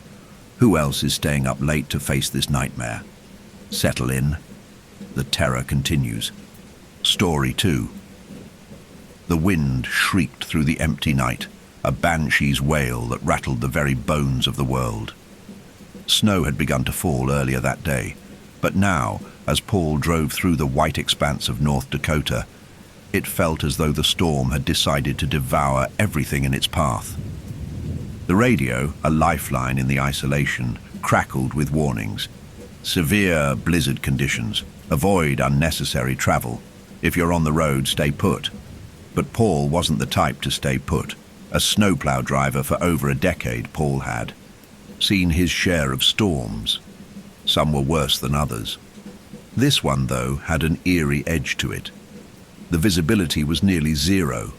The road ahead a blank canvas of white. He squinted against the snowstorm's ferocity, the blinding curtain that enveloped the world in silence. He had to push forward, clear the road, make sure others stayed safe, even though there was no one in sight. The highway stretched out before him, endless and empty. He thought about the small town he had left behind, its distant glow barely visible through the flurry of snow. Just another night, he muttered to himself. But even as he said the words, something felt off. He wasn't sure what it was. Perhaps the storm itself felt too alive, too predatory, as though it were watching, waiting. And then, up ahead, through the whirling snow, he saw it. A car. A faded old model parked off to the side of the road. Its headlights glowed weakly, casting an eerie sheen against the swirling snow.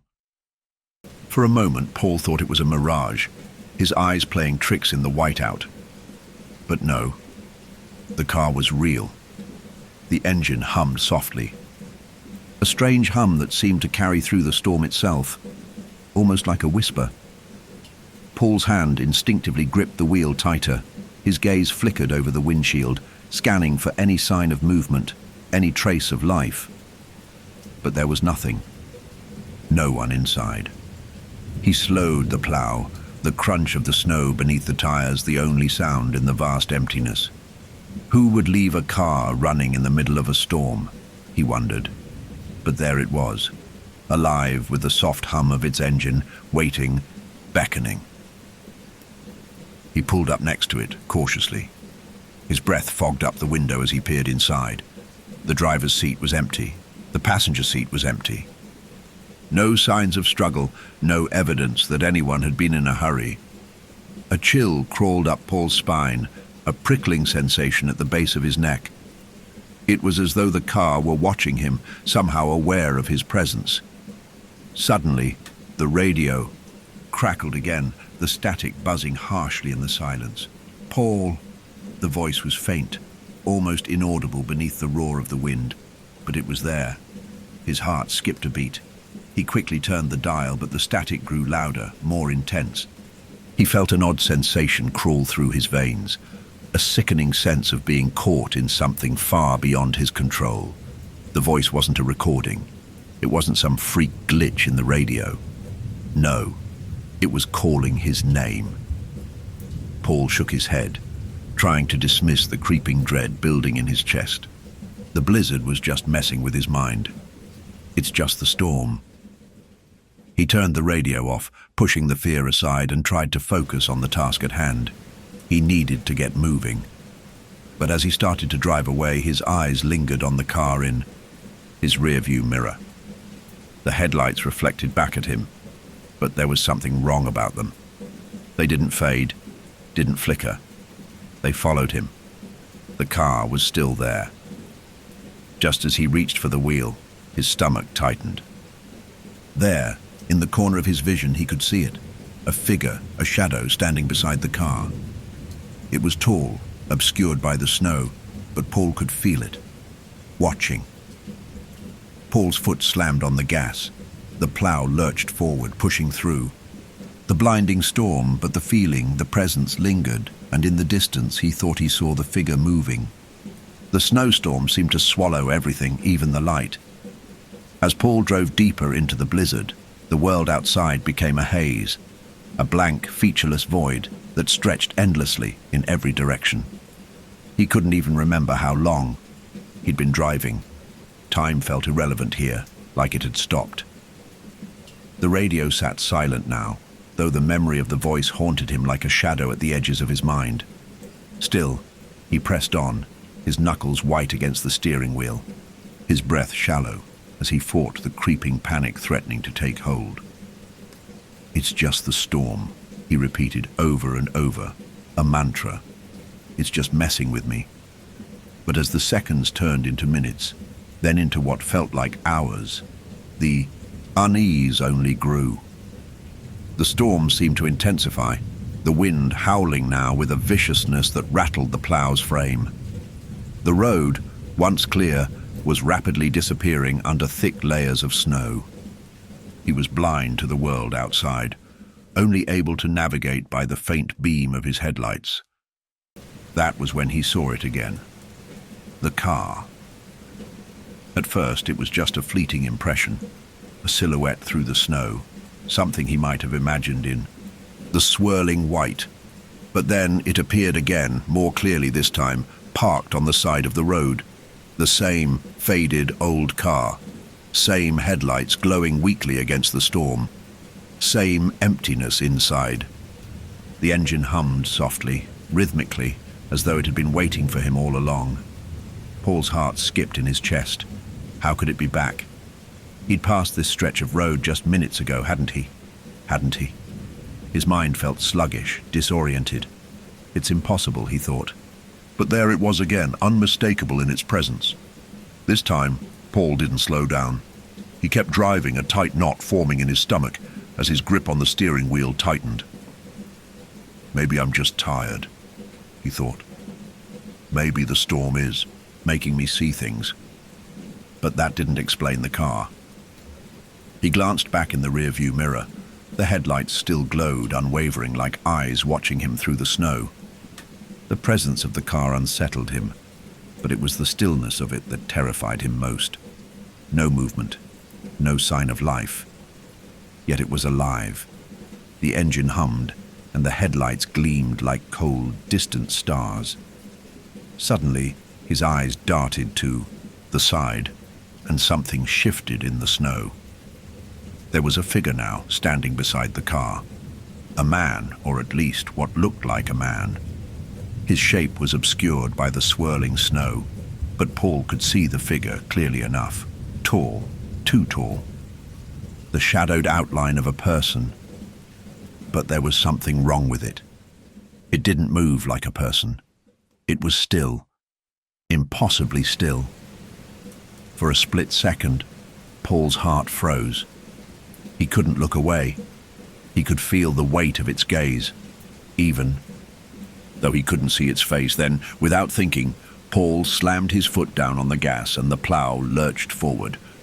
The headlights illuminated the endless white expanse of the highway, and he drove faster, too fast. He kept his eyes fixed on the road ahead, not daring to glance in the mirror again, but his mind raced. The figure had to be an illusion. It had to be. The snow, the wind, it was all distorting his perception. But a voice in the back of his mind whispered that it wasn't just the storm. The figure had been real. Something was out there. Minutes passed. The storm worsened. Paul's breath grew shallow, his chest tight. It was hard to breathe. The air seemed too thick, too cold. The snow felt like it was getting deeper, and with every passing moment, the world outside seemed to close in on him. The windshield wipers moved back and forth in a futile attempt to clear the snow, but it piled up faster than they could push it away. And then, before he could process what was happening, something changed. He looked up, and there it was. Again. The car. The same one, now appearing ahead of him, just a few hundred yards down the road. His heart slammed against his ribs. He had passed this stretch already. How could the car be there? How? He should have been miles away by now. His grip on the wheel tightened painfully as the plow slowed of its own accord, the engine sputtering, Paul's breath quickened, his pulse racing. The headlights cast strange, eerie shadows across the snow-covered ground. The figure was gone, but something was there, something new. A trail of footprints, not fresh but faint, barely visible in the deepening snow. They led from the car and disappeared into the storm. The footprints, they looked wrong, too perfectly placed, too deliberate, too clean. He couldn't stop himself. Slowly, almost against his will, Paul turned the plow and drove toward the car. the hair on the back of his neck prickling. His hands shook on the wheel. As he got closer, the figure reappeared in his peripheral vision, just on the edge of the snowstorm. He saw the dark silhouette again. This time it wasn't standing, it was moving, closer. He looked straight ahead. The car's headlights still glowed. Impossible. He hadn't passed this spot.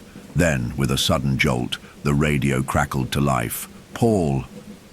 The voice came through clearer this time, more distinct, more urgent. A shiver ran down his spine. He slammed his hand against the radio, but it didn't stop. The voice was still there. "Paul, you have to stop." The voice on the radio was unmistakable now. Clearer, more urgent, distorted.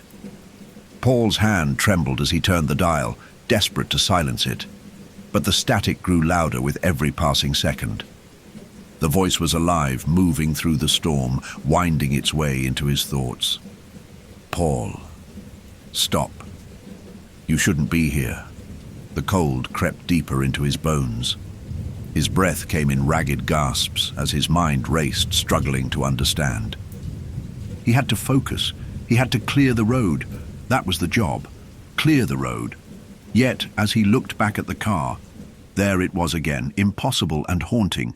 The same faded model parked exactly where it had been moments ago. The world began to lose its shape. It was as if time was bending, folding in on itself, distorting the boundaries between now and then. He turned his attention back to the footprints. They had not disappeared, but they weren't real, not in the way they should have been. The snow around them was untouched. Not even a gust of wind had disturbed it. The shape seemed too precise, too intentional, like someone had carefully placed them there, each step deliberate. How long had he been driving? The storm was so thick now that it felt like he was driving through the belly of a ghost, a place between worlds. The deeper he went into the blizzard, the more it seemed like he was leaving the real world behind. "Stop. You shouldn't be here." The voice again, rising above the static. Paul pressed harder on the gas, his knuckles white. He couldn't stop. He couldn't. He wasn't ready to face whatever was happening, but his heart told him to keep driving. It was just a bad storm, just the wind playing tricks. But there was something else, something that felt wrong. He was no longer sure if it was the snow or the voice or the way the world kept looping back on itself, but the feeling, the nagging, suffocating feeling, was inescapable. The headlights flickered briefly, and for a brief moment, Paul thought, he saw something else in the snow, just beyond the range of the light. A shadow flitting between the trees, just on the edge of his vision. He turned his head, but it was gone. His pulse quickened. There had been stories years ago whispered in the small towns and bars scattered across the vast North Dakota plains.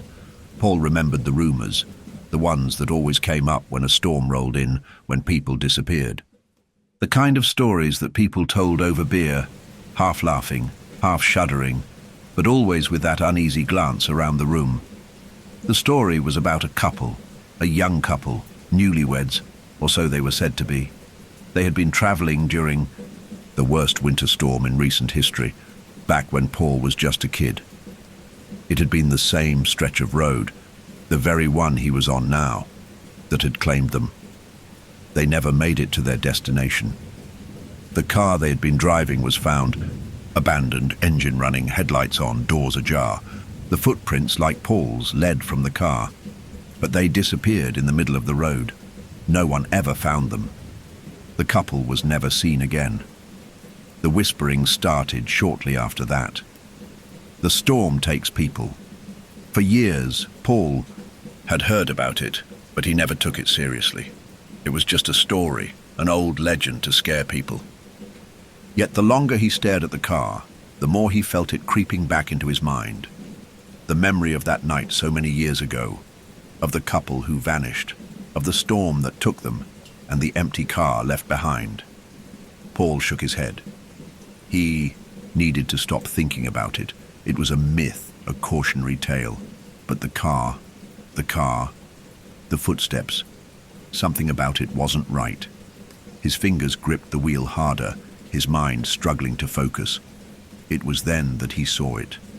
A glimmer. A reflection, the mirror. In the rearview mirror, the faint outline of a figure. A man standing just outside the reach of the headlights. Paul's breath caught in his throat as the figure slowly stepped into the light, moving toward him, closer with every second. The shadow grew larger, stretching unnaturally long across the snow-covered road. Paul's pulse hammered in his chest. He couldn't make out details. The figure was too far back, too obscured by the blizzard. But there was a shape, a presence. The way it moved, not like a person at all, more like something waiting. The radio crackled again. "You can't leave." The words were chilling, impossibly clear this time, as though they had materialized directly from the storm itself. His foot slammed down on the gas pedal without thinking, the plow lurching forward with a violent jerk. He didn't dare look back at the mirror. The figure was right there, and he knew it. He felt it, but he refused to acknowledge it. He had to go. He had to escape.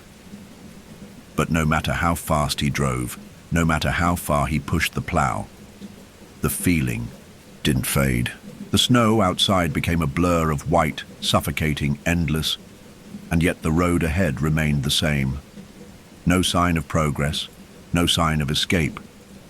And then, just as his heartbeat steadied, something else happened. The sound of footsteps, crunching in the snow. Not ahead of him, not beside him, behind him. Footsteps, right behind the plow. He glanced in the side mirror, terrified, but all he saw was white. Just the snow, the never-ending snow. But the footsteps were still there. The sound of footsteps continued, echoing in the thick silence of the storm. At first, they were faint, just the occasional crackle of snow being crushed underfoot, like someone walking just beyond the range of his mirrors.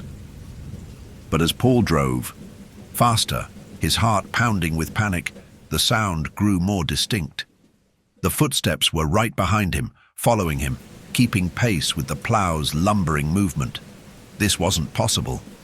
There was no one there. His eyes darted to the rearview mirror again. The snowstorm raged outside, an impenetrable veil of white, but nothing moved.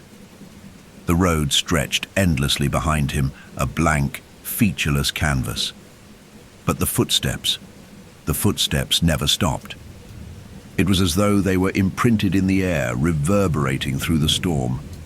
Paul's hands trembled as he gripped the wheel, the steady hum of the engine vibrating through his fingertips. He couldn't escape the feeling that something was closing in on him, a presence growing heavier by the second. "Stay calm. Focus," he told himself, but the words felt hollow, distant. He glanced back at the car just for a moment. The headlights still burned through the storm, casting an eerie, steady light on the swirling snow. The car hadn't moved. Had it? It was impossible to tell in the chaos of the storm. But the longer he stared, the more the car seemed to pull him in, like it was drawing him back, beckoning him into its frozen embrace. Something shifted in the air, an almost imperceptible shift that Paul could feel in his bones. The blizzard howled louder, the wind pressing against the plow's frame with an unnatural force. His breath fogged up the windshield as he exhaled, each breath sharp and ragged. But it was the sudden, unnerving quiet that caused him to freeze. The footsteps, they had stopped. The silence stretched out for a long, unbearable moment. The wind howled, the snow swirled, and for a brief, terrifying instant, it felt as though everything had vanished, like the storm itself was holding its breath. And then the radio crackled to life again. This time, the voice wasn't a whisper, it was a scream. "Paul, turn around!" Paul's heart stopped. His grip on the wheel tightened so hard his fingers ached. That voice. He knew it now. He recognized it. It wasn't just any voice. It was the voice of someone he'd known, someone from his past. A man named Brad, a friend, a fellow truck driver who had disappeared years ago under strange circumstances. No one had ever found his body, just like the couple from the story, vanished without a trace. No, this isn't possible, Paul thought, his mind reeling. He had to focus. He had to. But his breath came faster now, as though the cold had gotten into his lungs, choking him from the inside. He wasn't sure why, but he found himself slowing the plow against his better judgment, his eyes narrowing in the mirror. For a split second, the world outside was still again, the wind dead, the storm momentarily at peace. In the reflection, there was no sign of the footsteps, no sign of anything real, only the swirling storm, the empty stretch of road, and the ever-present glow of the car's headlights.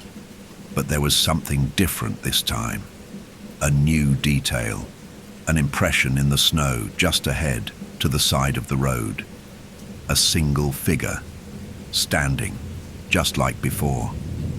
Only this time, Paul saw it more clearly, and his stomach dropped. It was shimmering in the storm, barely perceptible, as though the figure existed just on the edge of the world itself.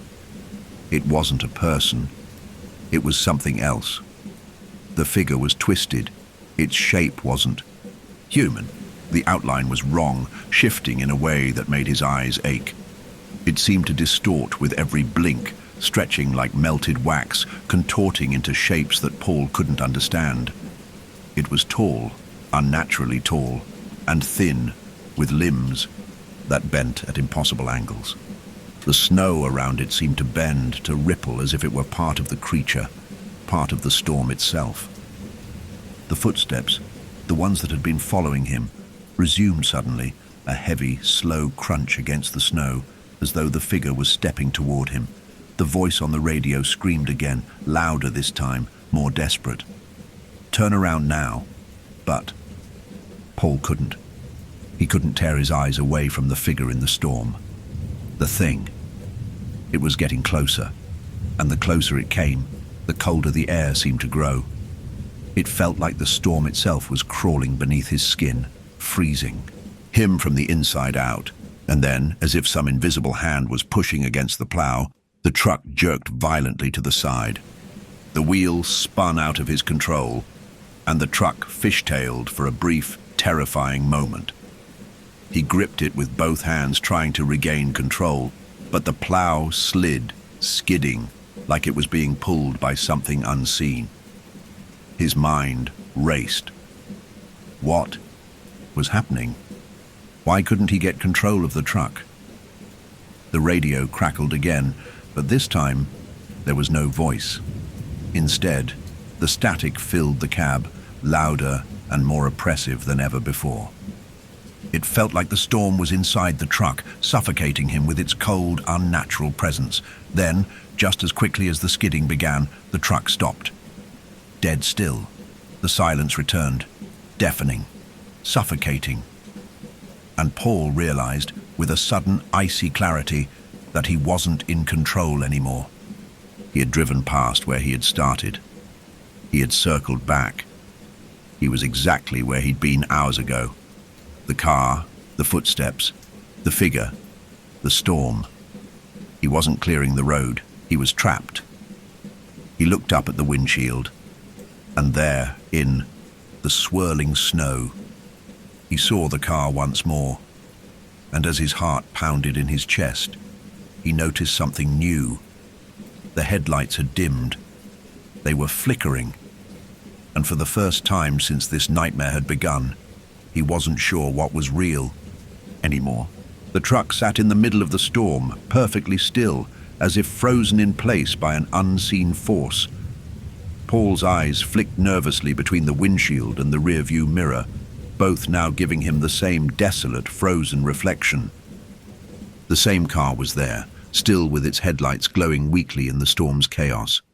But now, there was something else.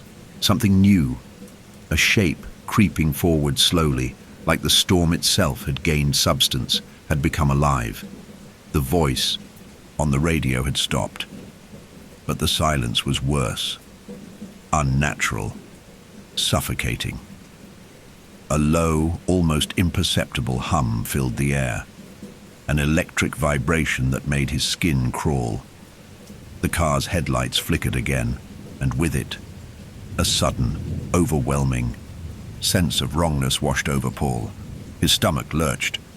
He had driven this stretch before. He had seen the car before. But now, something was off, something different. The snow seemed to swirl more fiercely than ever, as though it were alive, moving in unnatural ways, rippling around the edges of the truck, swirling with purpose, as if watching him. The weight of it pressed against the truck, thick and oppressive, like it was trying to smother him in the same icy grip that had taken others before him. And then he saw it. Not in the mirror, in the snow. A shape. At first it was just a shadow, indistinct in the storm, but as his eyes focused it became clearer. The shadow was shaped like a person, but it wasn't a person. It was wrong. A grotesque distortion of the human form, long and unnatural. The outline seemed to shift, blur, like a phantom caught between worlds. Then, slowly, the figure took a step forward, and the snow beneath it shifted. The blizzard, the violent wind seemed to part, an opening, a clear path appearing in the snow where the figure moved. But it wasn't just a figure. It was a face in the snow. Paul's breath hitched, his eyes wide with horror, as the face seemed to form itself out of the swirling white. It wasn't just a face. It was a mask. Frozen, hollow, empty. The eyes were black as coal, and as they fixed on him, Paul felt a tremor rip through his body. The eyes weren't looking at him. They were staring through him, hollow and endless. The face didn't move. It was like it was carved into the snow itself, but somehow alive in its frozen stillness. A twisted, contorted mask of ice and snow. A thing that shouldn't exist. And yet, there it was, staring at him with a malice so deep, so ancient, that Paul could feel it in the pit of his stomach. His hands clenched around the steering wheel, and he could feel his pulse in his throat racing faster and faster. The hum, that eerie, vibrating static, deepened. The air grew colder, too cold for him to breathe properly. He tried to turn the heat up, but it only made the chill worse, like the truck was drawing the cold in from somewhere else, somewhere other, and then, without warning, the headlights on the car blinked out. For a moment, everything was plunged into darkness, the snowstorm completely obscuring his vision. But in that moment of darkness, Paul felt something. Something changed. A low, guttural noise, a growl, rumbled from deep within the storm. It wasn't the wind, it wasn't the snow, it was something else, something alive. He froze, unable to move, unable to think. The voice came again, clear and sharp, like a whip cutting through the suffocating silence. "You're too late," the words echoed around him, but not from the radio. This time it came from inside the storm itself, inside the very air around him. Paul's eyes flicked to the mirror again. His breath shallow as panic gripped his chest. The figure was no longer behind him. It was next to him, on the side of the truck, just out of sight, yet so close that Paul could almost feel the cold seep into his bones from the presence of it. And that face, the face in the snow, was still there, hovering just in the corner of his vision. Frozen, but always there, just behind his eyes. The footsteps had started again, slow, heavy, deliberate, each one pressing into the snow with a sickening thud, thud, thud. Paul slammed the gear shift into reverse, desperate to escape. But as he did, he felt the truck lurch forward, as if something was pulling it down the road. The headlights flickered back on, casting an eerie, sharp light across the endless white. Paul's breath caught as he saw what was reflected in the glass. The figure was right in front of him now, climbing over the truck, a twisted silhouette moving along the side, slow and deliberate, as if it had all the time in the world. But what chilled Paul to his core wasn't the figure's form or its unholy presence. No, it was the face in the snow, now beginning to shift, to melt and reform, as though it were alive. It was no longer just a mask. It had eyes, black, endless eyes, staring at him. "It's too late for you, Paul." The voice came again, and this time, it wasn't just a whisper. It was inside his head, inside his thoughts, tearing apart the fabric of his reality. And then, as Paul's breath grew ragged and his pulse raced, the face spoke. "Turn around. You have no choice." With a jolt, Paul realized what he had known all along. He wasn't trying to clear the road. The road was clearing him. He wasn't escaping the storm, he was becoming part of it. The wind howled as the snow twisted in on itself, a white abyss closing in around Paul. He could feel the storm, alive and hungry, pressing against the truck, pushing it, suffocating it with its icy grip. The headlights flickered once more, casting ghostly shadows that danced erratically across the vast expanse of snow. And there, in the periphery of his vision, the face, its hollow eyes were still there, watching him, waiting, twisting. He couldn't breathe. The air had turned cold, impossibly cold, until it felt like the very lungs in his chest were freezing over. He gasped, but no air came. It was as if the storm had stolen it from him, leaving only a suffocating pressure in his chest. "Turn around, Paul." The voice spoke again, louder now, reverberating through his skull like the pulse of some ancient unseen thing. It wasn't Brad's voice anymore. It wasn't even human. It was something deeper, something older, lurking in the heart of the storm, feeding on the lost, the forgotten. He slammed the wheel to the right, trying to wrench control from whatever force had gripped him. But the plow moved with a mind of its own, sliding back onto the road, pushing him back. That's when the truck's headlights flared, blinding, impossibly bright, illuminating the path ahead. And there, standing directly in the middle of the road, was the car. But it wasn't just the car. It was her, the woman from the legend, a vision frozen in the snow. She stood still, her white dress flowing eerily in the blizzard, her pale face turned slightly toward him, her eyes hollow, vacant. Paul recognized her immediately. The stories.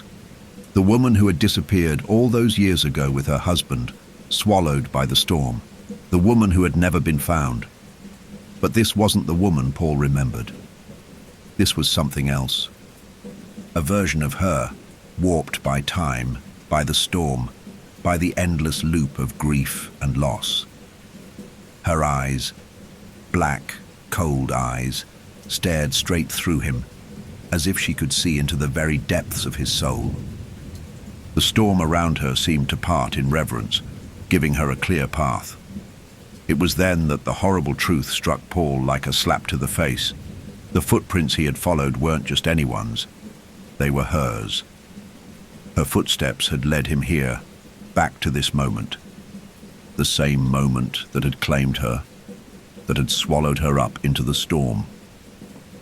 The storm wasn't just a storm. It was a cycle, an endless loop of death, loss, and longing, where the boundaries of time itself dissolved. And Paul had become part of that cycle.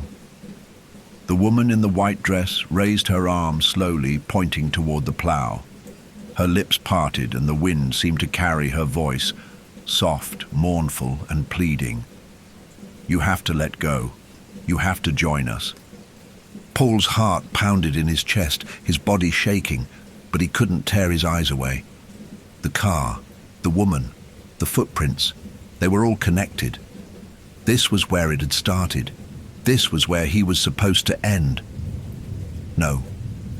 Paul tried to look, Away, tried to start the plow, to drive anywhere, away from this, from her, from the storm that was closing in. But the truck wouldn't budge. The engine sputtered, coughing as if it were dying. The truck too had become part of the storm. The woman's eyes glistened, her lips parting once more, this time in a sad, almost knowing smile. You can't escape the storm, Paul. No one can. Suddenly a crack of thunder split the sky, deafening in its ferocity. The ground beneath the plow shuddered, and the blizzard, which had been swirling in all directions, began to spiral in on itself. The storm was no longer just a physical force. It was an entity, alive and raging, and it wanted him. The air around him grew thick with ice, suffocating him in its cold embrace. The road ahead was gone, swallowed by the howling wind, the snow swirling so violently it seemed to have a life of its own. The woman stood unmoving, still watching him with those hollow, endless eyes. The truck's engine died. The hum of the storm was now all that he could hear, a ringing silence punctuated only by the woman's whispers. You will join us. Now! The world seemed to blur, distorting around him, shifting like a mirage. The face in the snow, the twisted, grotesque mask, was there again, behind him, not just a face, but now a presence. The storm had become a mirror, reflecting the souls of those who had perished here, lost to the endless winter. Paul felt himself being drawn in. He felt his body growing colder, his thoughts growing dimmer, as though the storm was draining him, erasing him from the world. Then, just before he could understand what was happening, before he could scream, before he could fight, the woman took a step forward. The snow around her parted as if the storm had recognized her, and she was gone. The truck was empty. The plow, left on the side of the road, its engine long since stilled, became just another part of the storm's endless procession. The wind howled one final time, and the snow, like a slow, suffocating breath, closed in. The road was silent again. No more footprints, no more car, just the endless cold stretch of white. The storm had calmed. For a moment, Paul thought he had awakened from a nightmare. The wind was no longer howling, the snow no longer swirling in vicious patterns. There was silence.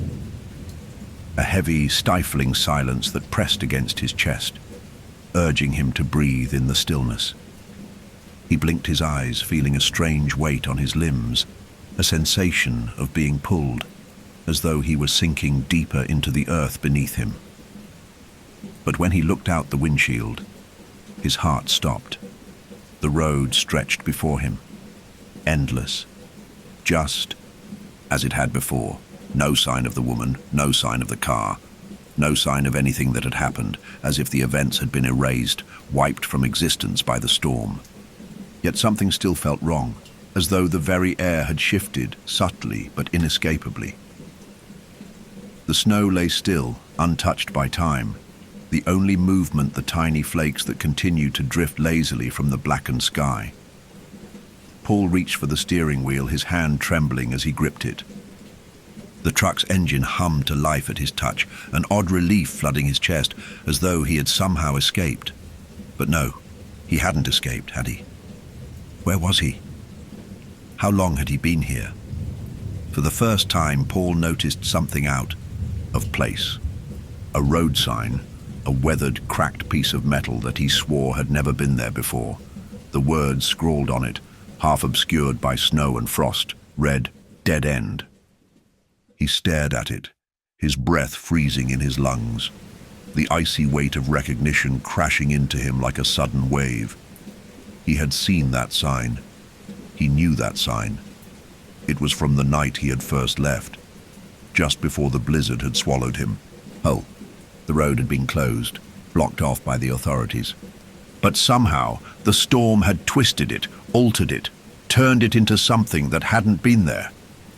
The world around him had been rewritten, shaped by the storm's maddening force. The storm had changed everything, bending time and reality to its will. The truck's headlights flickered again, casting long, ghostly shadows along the road. But in the distance, something caught his eye. A figure. At first, he thought it was just another distortion, a trick of the snow and wind. But then the figure moved, walking slowly toward him, cutting through the blizzard with calm, deliberate steps. It was a woman, dressed in white. Paul's breath caught in his throat. He couldn't be seeing this again. He had just escaped her. Hadn't he? The woman's face, pale as marble, emerged from the swirling snow, her eyes just as hollow, just as black as before. Her dress seemed to billow around her in a manner that wasn't natural, as though it were part of the storm itself. Her mouth moved, but no sound came, the storm drowning out her voice. Yet, Paul felt her words in his mind, her whispers, cold and merciless. You've always been here. It wasn't a question, it was a statement, a truth. And as Paul's pulse thundered in his ears, he understood the meaning behind her words. The storm hadn't trapped him for hours. No, it had trapped him for years. It had woven him into its cycle, pulling him back again and again, resetting the world every time it had swallowed him whole. The road, the snow, the storm, it was all part of a loop that he had never broken free from. The woman raised her hand, her fingers curling slowly, beckoning him forward. The figure in front of him wasn't the only one. As Paul squinted, more shapes appeared in the distance, slowly emerging from the fog of snow. Figures, all of them moving in the same direction, slowly, almost ritually, toward the truck. Other souls lost in the storm, forever bound to its endless grasp. Paul's heart hammered in his chest, and his hands gripped the wheel, knuckles white with fear. He slammed the truck into reverse, but it was too late. It was always too late. The truck began to roll forward, as if the storm itself had taken control again. He couldn't fight it. He couldn't outrun it. And then, in the far distance, a faint, ghostly light appeared. It wasn't the headlights of his truck, or the flickering glow of the abandoned car. It was a fire, a burning, faint light, just visible through the curtain of snow. Was it a beacon? He had to get there. It was the only chance. The truck lurched, the tires skidding against the icy ground, and Paul slammed the accelerator, desperate to break free. The figures, those ghostly things, kept moving toward him, their eyes fixed on him, with a hunger that made his blood run cold. The woman's voice echoed in his ears. You can't leave. We are all bound here. We are all one. He turned the wheel sharply, the plow's blades scraping across the snow as the truck slid into a sharp curve. The road was bending, the earth beneath him pulling in odd ways, as though the storm were rewriting the very land itself. The fire. Yes, the fire. It was growing closer now, a flickering orange light through the storm, becoming clearer, brighter. He could almost see it, almost touch it. But when he reached it, when the fire finally loomed before him like a guiding star, he stopped. And what he saw stopped him cold. It was the car, the same abandoned car, but now with a difference. The door was wide open, the engine still running, and in the driver's seat sat the woman, her eyes locked onto his, cold and knowing, as if she had always been there, waiting for him, behind her, the snow, and a line of footprints. The same footprints that had led him here. As Paul's heart lurched in his chest, he realized with a gut-wrenching certainty that he wasn't supposed to leave. He wasn't supposed to escape. He was never meant to escape. He had always been part of the storm. The fire flickered weakly in the snow, casting a dim, unnatural glow over the scene. Paul felt his breath catch in his throat as the truck came to a stop, the engine still running but now strangely muted, as though the storm had swallowed up even the sound of its roar. The woman in the car, her pale face frozen in that same knowing expression, didn't move. Her eyes remained locked on Paul, unblinking, cold, as if she were studying him from some vast, unknowable distance. The car's engine hummed softly, but it wasn't just the engine. Paul could feel it, the vibration under his skin, the pull of it deep within him, drawing him in like the storm itself was calling to him. He couldn't look away. He couldn't move. His heart beat faster in his chest, pounding in his ears as if to drown out the realization that had begun to creep into his mind. Something was wrong. Something was terribly wrong. This wasn't just a place. It wasn't just a road. It was a prison, a trap. He had thought it was a nightmare. He had thought he had simply been lost in the storm, caught in the vicious swirl of snow and wind. But now, staring at the woman in the car, her eyes hollow, yet somehow filled with an endless ancient sorrow, he knew. He had been here before. He had always been here. The storm was not just a storm. It was something else, alive in its own twisted, forgotten way, pulling everything in its path into its insatiable hunger. The figures in the snow, the faces in the blizzard, the unending loop of roads and destinations, all of it was part of the storm's cycle. It was a cycle that had no beginning, no end. A cycle of souls bound to the white oblivion, condemned to wander its depths forever. The car's headlights flickered, and Paul saw it then, the same twisted reflection that had haunted him in the mirror. His own face staring back at him from the rear view. But it wasn't just his face anymore. It was frozen, his skin pale, his eyes wide and empty, his lips pressed into a tight line, as if he were trapped in a moment that had no escape. A moment he couldn't leave. He had never left. A crackling noise filled the air, faint at first, then building into something far worse, distorted, like a voice lost in 1,000 layers of static, reverberating through the wind, through the very snow that surrounded him. "You're one of us now."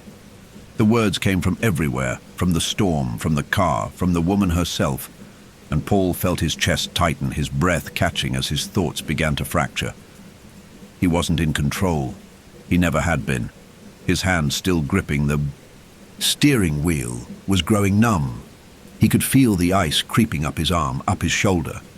It was as if his very soul was freezing, being pulled away by the storm, by the woman in the car, by the snow that was closing in around him.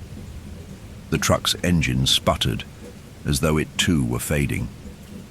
The dashboard lights dimmed, but in the rearview mirror, Paul saw something shift, something change. The faces, hundreds of them, their eyes, those hollow black eyes, stared back at him from the storm, their gazes unblinking, locked in a collective silence, a moment of pure, twisted understanding.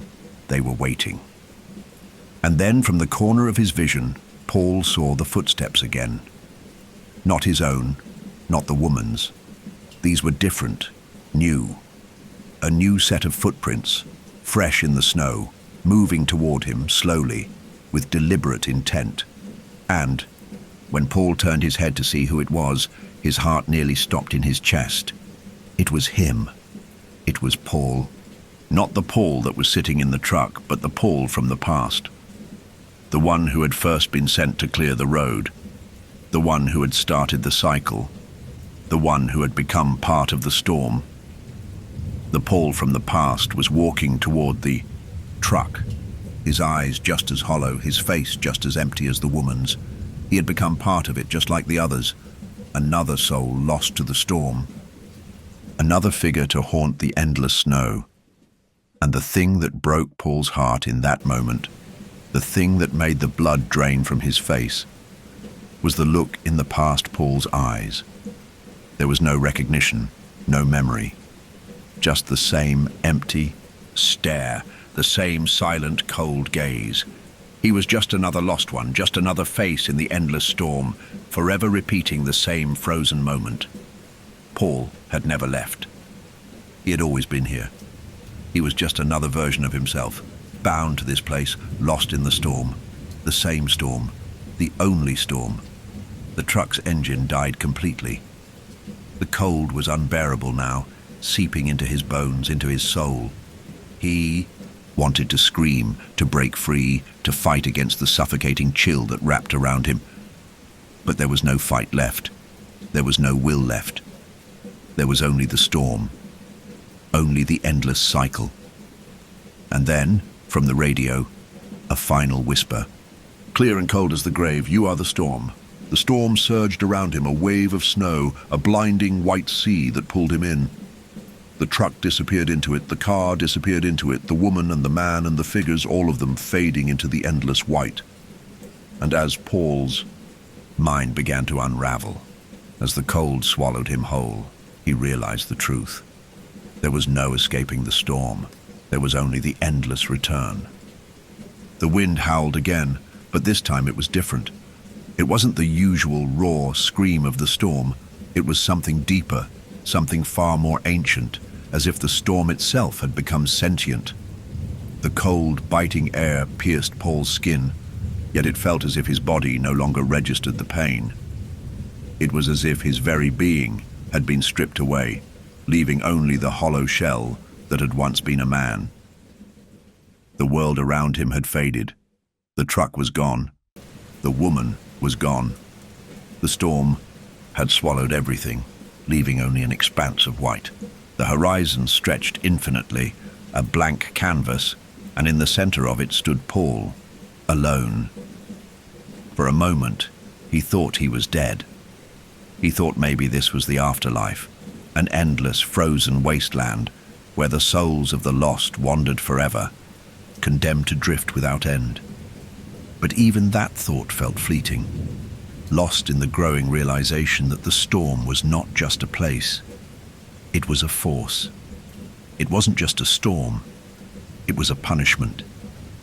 The footprints in the snow, his footprints, traced a path before him, a haunting trail that seemed to wind and wind forever into the white abyss.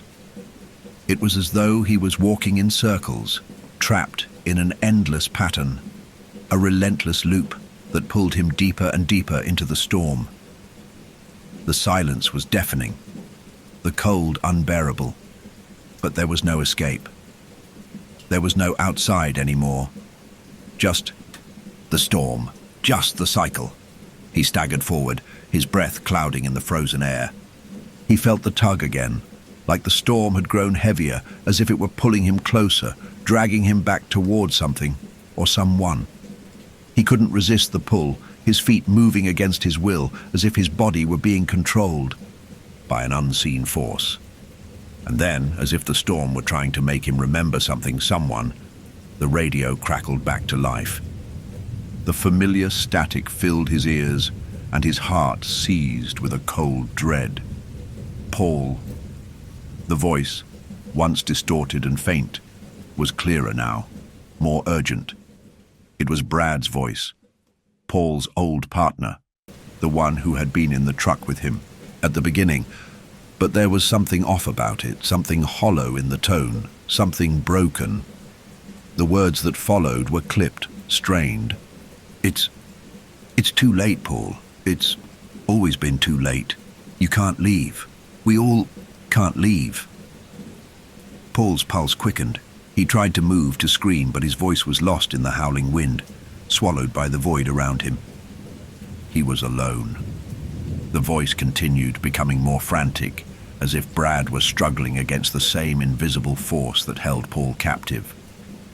It's not just the storm, Brad's voice gasped. It's us. We are the storm. It feeds on our loss, our grief. You thought you were just lost, but you were never lost. We've all been here before, Paul. We've been here forever. The static buzzed and crackled violently, and for a moment Paul thought he could hear Brad's frantic breathing, his final screams, and then nothing. The radio fell silent. A deep, aching quiet settled over Paul. The silence was suffocating, pressing against him like a heavy weight. He was paralyzed, unable to move, unable to think, as the world around him seemed to pulse with the storm's hunger. What did it mean? What was he supposed to do now? And then, in the center of his vision, something shifted. The snow before him began to ripple, undulating like the surface of water disturbed by an unseen force. At first, Paul thought it was another trick of the storm, another false sign. But as the movement grew stronger, more defined, he could see it. Shapes, dark forms emerging from the snow, like shadows clawing their way to the surface. One shape moved toward him, slow and deliberate, cutting through the snow with an eerie precision. It was him. It was Brad, but it wasn't Brad from before. It wasn't the man Paul had once known. The figure that emerged from the snow was different, worn, broken, his features twisted by the storm. His eyes were hollow, empty, just like the others. His skin was pale, cracked like old ice, and his lips were pulled tight in a grim, sorrowful smile. Paul. Brad's voice rasped, but it wasn't the voice Paul remembered. It was low and pained, like the wind itself had stolen the warmth from his words. "You should have listened," Brad said, his tone heavy with regret. "We were never meant to escape. The storm, it is us, Paul. And now, you'll understand." The world seemed to close in around Paul, the snow swirling faster, thicker, until it was all he could see, all he could feel, the cold, the emptiness, the weight of the storm pressing against him from every side. The storm was inside him now, inside his mind, inside his soul. It was him. Brad stepped forward, his movements jerky, unnatural, as if he were being pulled by some unseen hand. He reached out a hand to Paul. His fingers were cracked, frozen, as though they had been lost in the storm for centuries. He tried to speak again, but his voice was no longer Brad's. It was the voice of something deeper, something ancient. "You've always been one of us. You've always been here. And now, you'll never leave." A low rumble vibrated through the air, and suddenly the ground beneath Paul's feet began to tremble. He felt a deep, crushing pressure in his chest, like the storm was expanding, collapsing inward, pulling him deeper into its suffocating grasp. The horizon distorted, bending into a vortex, pulling everything toward its center. And in that moment, Paul understood there was no escape. The storm had always been waiting for him. It had always been his storm. The woman, the footprints, the endless loops. They were part of him. He had created it, and it had created him. There was no beginning and no end. There was only the storm. And now, Paul was its final piece. The darkness closed in, the snow swirling faster, until it was all he could see, all he could feel, nothing but the cold. The storm had won, and he would wander with it, forever. The storm had become a living thing. It pulsed with an eerie, rhythmic power, its frozen breath wrapping around Paul like a suffocating embrace.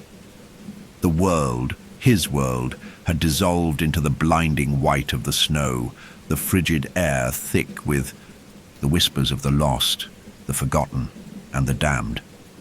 The horizon had disappeared, the line between the earth and sky erased by the relentless surge of wind and snow. There was no longer any distinction between where he stood and the storm itself. It was as if he had become part of it, his body woven into the endless fury of winter. The storm was him, and he was it. The cold was more than just a sensation now. It was an overwhelming presence, gnawing at his insides, curling around his bones like frostbite.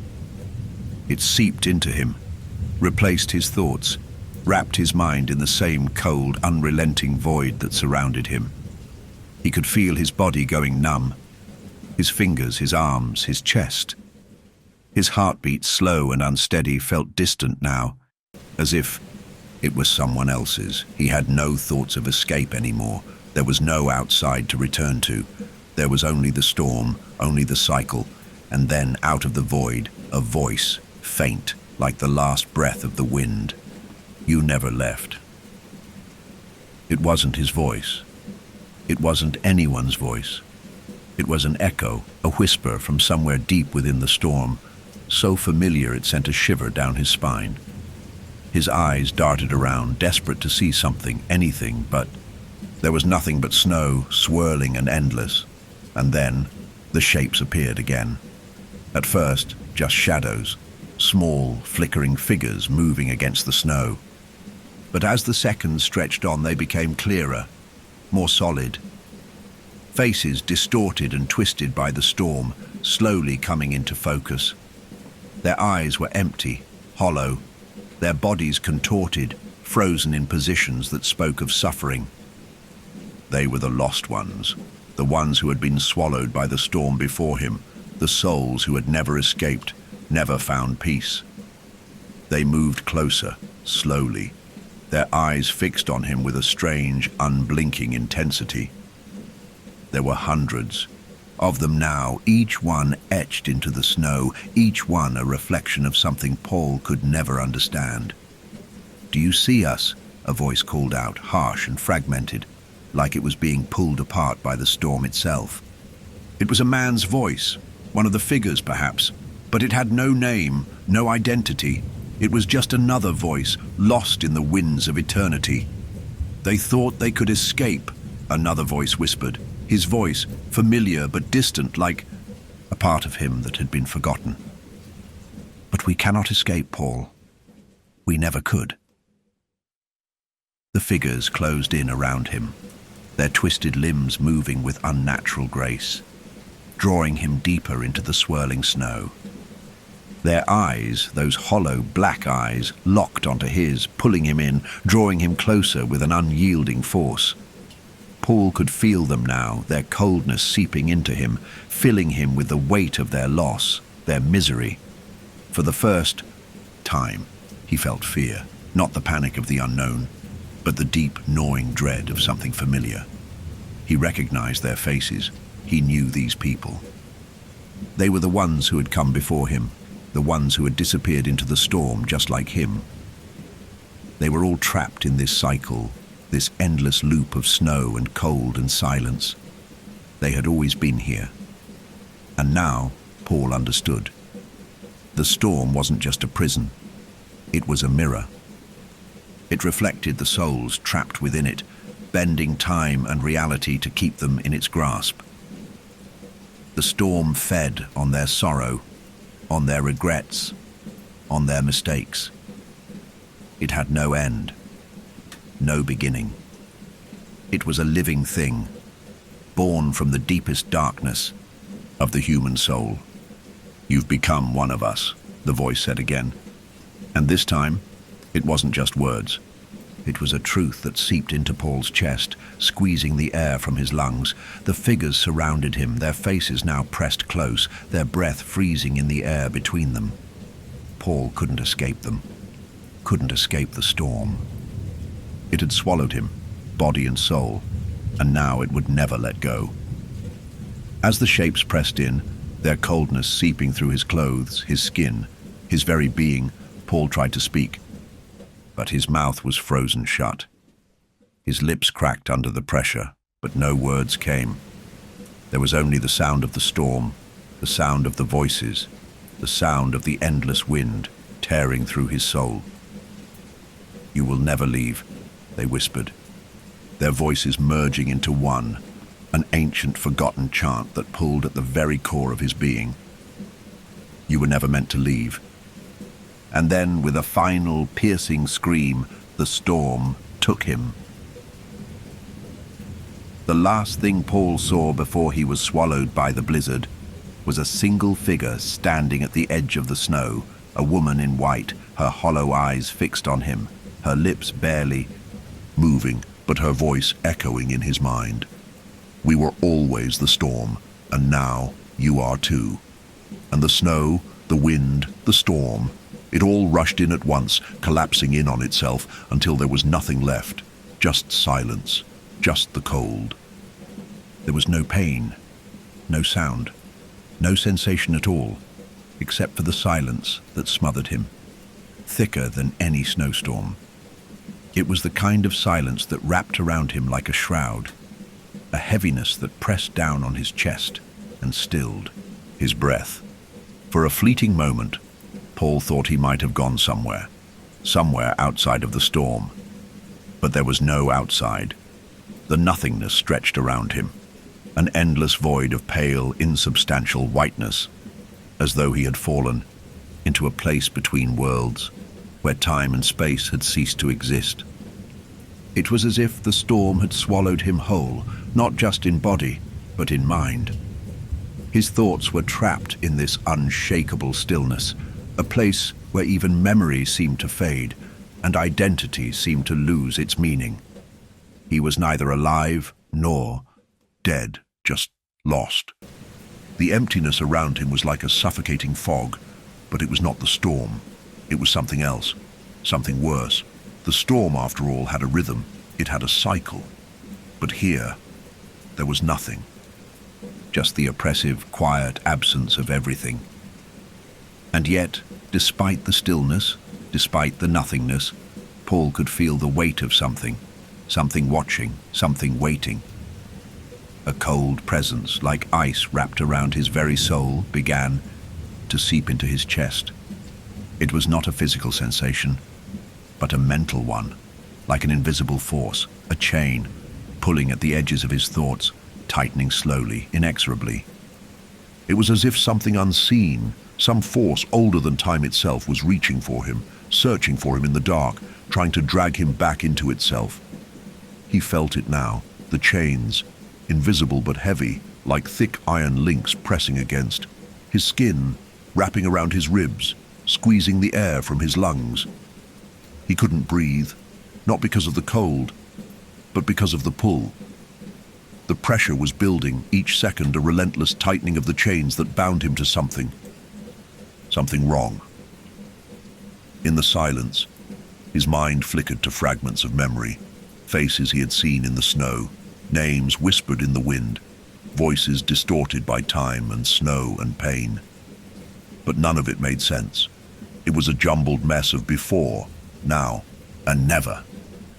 "We are the storm," the woman's voice echoed again, distant but somehow closer. "You never left. You are here." The words pierced his mind, sending a jolt through him. It wasn't just the storm. It was the cycle, the endless loop that had been there before him and would remain after him. The storm was not just a force of nature, it was a prison, an eternal, unyielding cycle of grief and regret, feeding on those lost to its cold embrace. It kept them trapped, bound by their own sorrow, their own mistakes, and Paul was a part of it now.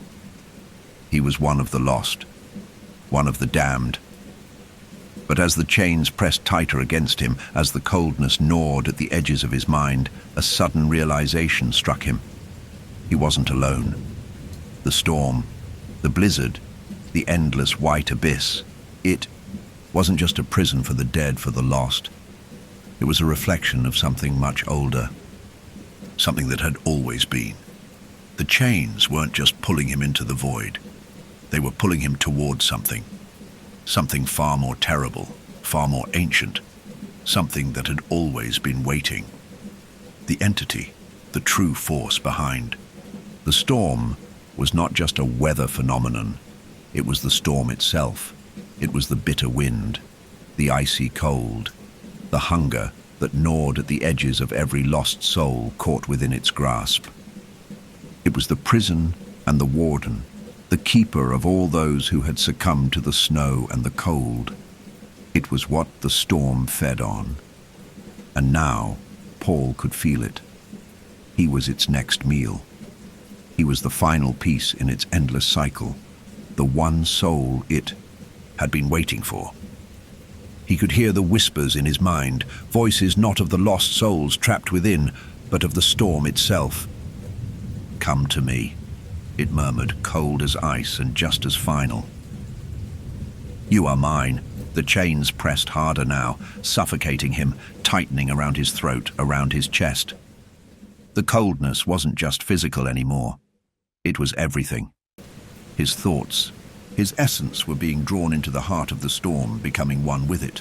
There was no room for escape, no room for resistance. The storm was him now, and he would never be free.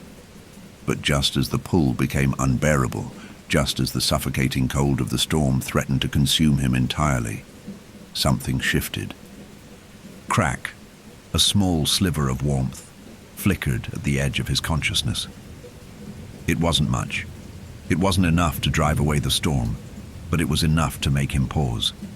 It was something he hadn't felt in so long. Hope. It was faint, but it was there. A soft, familiar whisper, not from the storm, but from within him, from the deepest part of his soul. You can still fight. It wasn't the voice of the storm.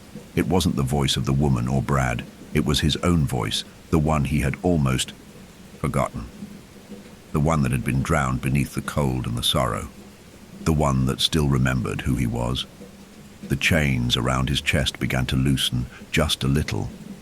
The pressure, while still immense, was no longer suffocating. His breath came in shallow gasps, but it was breathing. The storm felt him stir. "You can't resist," the storm whispered, its voice like the howling winds, full of dread and despair. "You will never be free." But Paul wasn't listening. His mind, though hazy, focused on that flicker of warmth, that flicker of something human, alive. For the first time since the storm had swallowed him, he thought of something beyond the cold, something beyond the endless white, and as the chains pulled tighter, as the storm raged louder, Paul did something he had never dared to do before. He fought. Paul's breath caught in his throat as the storm shifted. The weight of the chains around him was still suffocating, but now something within him was stirring, resisting. It was faint at first, like the first faint pulse of warmth in the dead, of winter, but it was enough. Enough to make the frozen grip of the storm falter just for a moment. The cold was still there, still consuming, but now there was something else. The storm's hunger, its all-consuming cold, was at war with something inside him, something alive. Something that remembered what it was like to breathe without the storm choking him. "You can't win," the storm's voice hissed, its whispers fraying at the edges of his mind like brittle ice. "We are one, you and I. You will never escape." The words stung, but there was a defiance rising in Paul's chest. Small, fragile, but undeniable. He couldn't remember what it felt like to be free, to be anything other than a hollow shell of a man, lost in the storm's endless maze of snow and shadows. But there was a part of him, deep within, that knew that this wasn't the end. Not yet. He had seen the others, the lost souls, trapped in the storm, their eyes hollow, their bodies twisted by the bitter cold. They had surrendered. They had given in to the storm, but Paul wasn't ready to let go. Not yet. "You will fade away like the rest of us." The storm's voice murmured again, crueler now, sharper. "You will vanish into the snow. No one will remember you. No one will even care." But in the midst of the freezing silence, something deep inside Paul screamed back. Not with words, but with a primal force, a will. A spark of something that had been buried beneath grief, beneath regret. A spark that refused to die, even in the coldest abyss. The chains around his chest trembled. The invisible links constricted. Again, but this time they didn't break him. They pulled, yes, but they couldn't crush him completely, not yet. "It is futile," the storm's voice rasped, now low, venomous, wrapping around him like a noose. "We are endless. We are forever. You are one of us now." The figure of Brad, his twisted, broken partner, appeared again in the swirling snow, his body was gaunt and pale, his eyes black pits of emptiness. His frozen hands reached out to Paul, fingers gnarled and bent like the branches of a dead tree. "You're still here." Brad's voice was a low, mournful rasp. "We're all still here." Paul, you think you're different. You think you can escape this place. This storm, it is us. It has always been us. But Paul, his mind spinning with the suffocating weight of the storm's voices, pushed forward. He tried to move his arms, tried to break free from the invisible, chains pulling him toward Brad's cold embrace. There was nothing to grab onto, no surface to hold, just endless snow and the press of darkness around him. And yet, there was something. A vision. A crack. It was fleeting, but it was enough. In the distance, beyond the looming figures and swirling white, Paul saw something break through the storm. A light, soft, glowing, faint, but undeniable. It was a light that had no place in this cold, heartless world. It cut through the endless white, pulling at him, beckoning him. "What is that?" Paul gasped, his voice a fragile whisper in the wind. The storm paused, a long, unnerving silence stretching between them. For the first time, the cold seemed to hesitate, like it was unwilling to let go of its hold on him. Brad's twisted form shuddered, his face flickering with sudden rage. His hollow eyes narrowed, his mouth pulling into a cruel, frozen smile. "You can't follow it," Brad growled, his voice sharp with anger. "That light, it's false. It will lead you nowhere. You'll follow it, and you'll be lost forever, just like the rest of us." But Paul wasn't listening. The light pulsed again, and something deep within him remembered. He remembered. It wasn't the storm, or Brad, or the endless void of snow that defined him. It was his choice. His heart hammered in his chest. He had a choice. He could give in, as the storm whispered, and become one of the lost. Or he could fight. He could choose to resist, even if it was the last thing he ever did. The chains around his chest tightened again, pulling him toward Brad, toward the endless white. But Paul fought. He clawed at the invisible bindings that held him, his hands digging into the nothingness, pulling himself forward toward the light.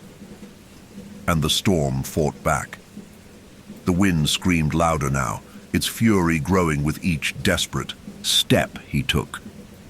The snow swirled faster, thicker, the temperature plummeted, and the air seemed to crystallize with the storm's rage. But Paul didn't stop. He couldn't stop. With every step, with every ounce of willpower he had left, the chains weakened. The invisible force that had bound him began to break apart, splintering into cold shards of ice. And with one final, desperate pull, Paul tore free. He stumbled forward, his body heavy and broken, but there was no going back.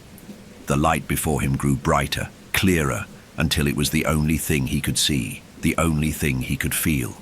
"Come." "To me," a voice soft and warm called from the light. It wasn't the storm's voice. It wasn't the woman's voice. It was his own, stronger now, clearer. It was the part of him that had been buried deep under grief and fear. The part that still remembered who he was. He reached for it. The chains fell away completely, and the storm, the endless cold, vanished. The light embraced him, wrapping around him like a cocoon, and in that instant Paul knew he was not gone. He had chosen, and as the storm's final roar echoed in his ears, as the last vestiges of cold slipped from his body, Paul stepped into the light, leaving the storm, the cycle, behind. And for the first time in what felt like eternity, there was only peace. Paul's eyes fluttered open, and for a moment, he couldn't remember who he was, where he was, or how he had come to be here. He was weightless, suspended in the soft, golden glow that seemed to pulse with life, as though the very air around him was alive, breathing in rhythm with his heartbeat. There was no cold, no storm, just warmth. The suffocating grip of the endless winter had melted away like a nightmare fading at dawn. For the first time in what felt like forever, Paul felt alive, truly alive. His chest rose and fell with steady, comforting breaths, his limbs no longer heavy with the weight of despair. His body felt whole, unbroken by the storm's endless onslaught. As his senses returned to him, Paul took in his surroundings. He was no longer trapped in the void of snow and ice. The place around him was warm, almost familiar, yet it had an ethereal quality, like it didn't entirely belong to the world he knew. It was a landscape of soft, rolling hills, covered in lush green grass that swayed gently in a breeze he could not feel. The sky above was a deep, rich blue, dotted with clouds that seemed to swirl in patterns he couldn't quite decipher. In the distance, a figure appeared, walking toward him with a slow, deliberate pace. Paul's heart quickened, not from fear, but from something else, a strange sense of recognition.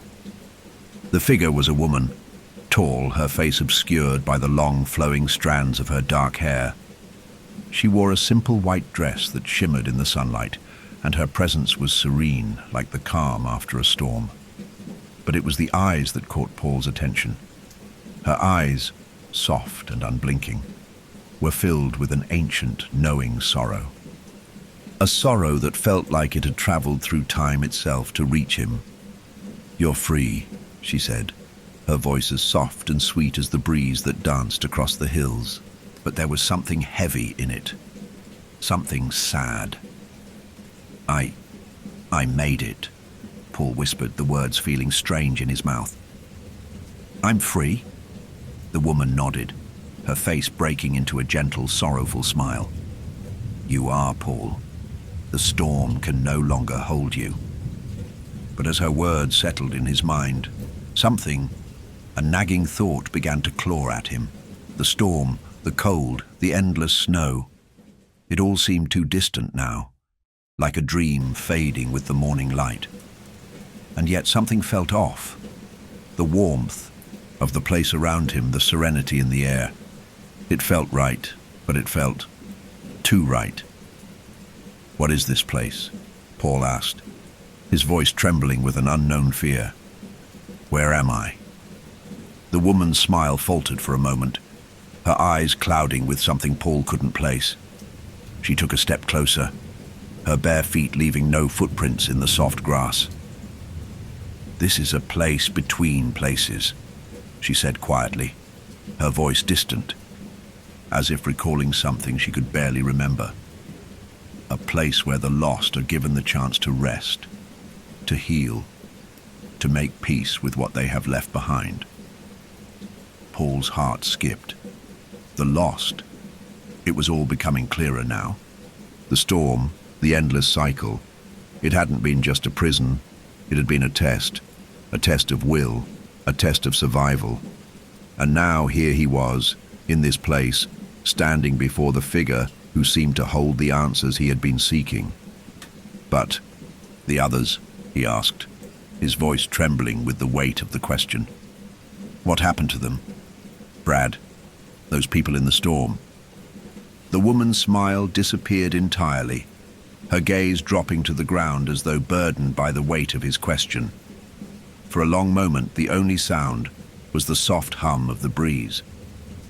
"Not everyone makes it out," she said finally, her voice low, tinged with regret. "Some are too far gone.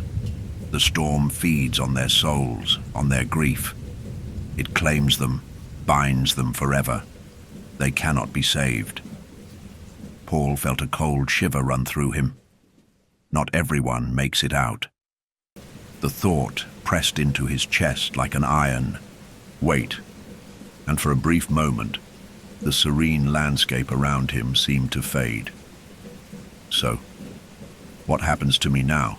he asked, his voice small, his heart heavy with the realization that this place, this peace, could be as fleeting as the storm that had once consumed him. The woman took another step closer, her gaze locking onto his with an intensity that left him breathless. "You're free," she repeated softly. "But freedom comes at a price, Paul. You've Broken the cycle, but the storm. It's not done with you. Not truly." Paul's pulse quickened. What did that mean? Before he could speak, the ground beneath his feet began to tremble, a low, rumbling sound, like thunder rolling across the horizon. The sky above darkened, the clouds swirling as if stirred by some unseen hand. And then, a voice. The voice. The one he had heard within the storm, echoing through the depths of his soul, returned. "You cannot escape." The wind picked up again, colder than before, and Paul felt a familiar pressure in his chest. The chains were returning, invisible chains, but they were there, tightening around him with a terrible force. The woman stepped back, her expression now pained, her eyes filled with a sorrow Paul could not understand. "You've been marked," she said softly, as though trying to warn him. "The storm will never truly let you go. You may have broken its cycle, but it will always search for you." The ground began to crack, the sky darkening even further. And from the cracks came figures, shadows, distorted faces, cold and hollow, their eyes locked on Paul. "It's not over, Paul," the woman whispered, her voice distant, fading with the wind. "The storm always finds its way back." Paul felt himself being pulled, drawn back. His breath hitched as the chains began to constrict once more, their icy grip tightening around his chest. He tried to run, but the earth beneath him shattered, breaking apart into snow and ice. And then, with a final scream of terror, he was pulled back into the storm, back into the endless white. The storm howled. It wasn't the same as before, not the cold, relentless wind of his previous struggle. This time, there was a familiarity to it, a voice he knew, a presence he couldn't escape. As the snow swirled around him, Paul's breath came in ragged gasps, his heart slamming against his ribs like a drum. He was back in the storm. It wasn't just the howling wind that surrounded him now. It was the sense of being watched. As if the snow, the ice, the storm itself had eyes, waiting, watching. The pressure in his chest grew, the invisible chains coiling tighter around him, forcing him down toward the endless white abyss. His body was frozen in place. He couldn't move, couldn't breathe beyond the suffocating weight of the storm. His legs buckled under the pressure, but somehow his feet remained planted, as though the earth itself was rejecting his escape. "You can't run from us, Paul," the voice hissed again, cold and mocking. It was his voice, but twisted, corrupted. It reverberated in his skull, clawing at his mind like the sound of nails on glass. "You are ours. You belong to the storm now." The realization hit him hard, like a punch to the gut. He had thought he was free. He had felt the warmth, the light, the peace. But all of it had been a lie, a trick, an illusion. And now the storm had him again, dragging him back into its frozen, endless maze. But it wasn't just the storm that held him. It was the memory of the storm, the pain, the loss, the isolation that was now intertwined with him, dragging him deeper. He wasn't just fighting the weather, he was fighting his own guilt, his own failure. Brad, the others. He couldn't shake the weight of their loss, their souls, trapped here, bound by the same chains. Was he destined to join them? The whispers in the snow picked up again, frenzied now. Paul could barely make out the words, but they were there, haunting, slithering in between the gusts of wind. "You'll be one of us. You'll never leave. No one escapes. Join us, Paul." The voices came from all around him, the storm itself now alive with the cries of the lost. He could feel them now, them, the twisted figures that had once reached for him in the storm. Their faces flickered in the shadows of the snow. Their hollow eyes gleamed through the blizzard, leering at him. They were the echoes of those who had been consumed, the ones who had never found their way out. And now their presence pressed against him like 1,000 cold hands dragging him toward the abyss. Paul's breath quickened, his mind racing. He had to do something. He had to break free. But the chains, they were tightening. His body burned. With cold as they constricted tighter, the ice coldness biting into his chest with a painful force. The storm was too strong. He was too weak. His vision blurred as the world around him spun. Then from the swirling white, he saw her again, the woman, the one who had shown him the light. She was there, standing on the edge of the snow, her figure hazy and indistinct, as if she were made of mist. She did not move, did not speak, but her presence alone made the storm falter. "You're not free, Paul."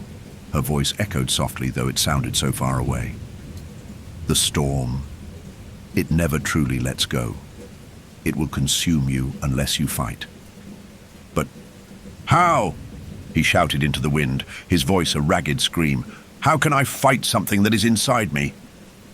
Her figure flickered, as if the storm itself were trying to swallow her, but she remained. The wind screamed louder, desperate to drown her voice, but she persisted. "The storm feeds on the lost," she said, her voice breaking through the fury around him. "It thrives on your grief, your fear. You are not just a victim of it, you are connected to it." Paul's chest tightened, and for a brief, terrifying moment he realized what she meant. This wasn't just the storm, this was him. "It's you," she whispered, her eyes filled with understanding. "The storm mirrors your soul, Paul. Your loss, your grief. You cannot escape until you face what you've done." The words crashed through him like an avalanche. Grief, loss. He had lost. He had failed them all.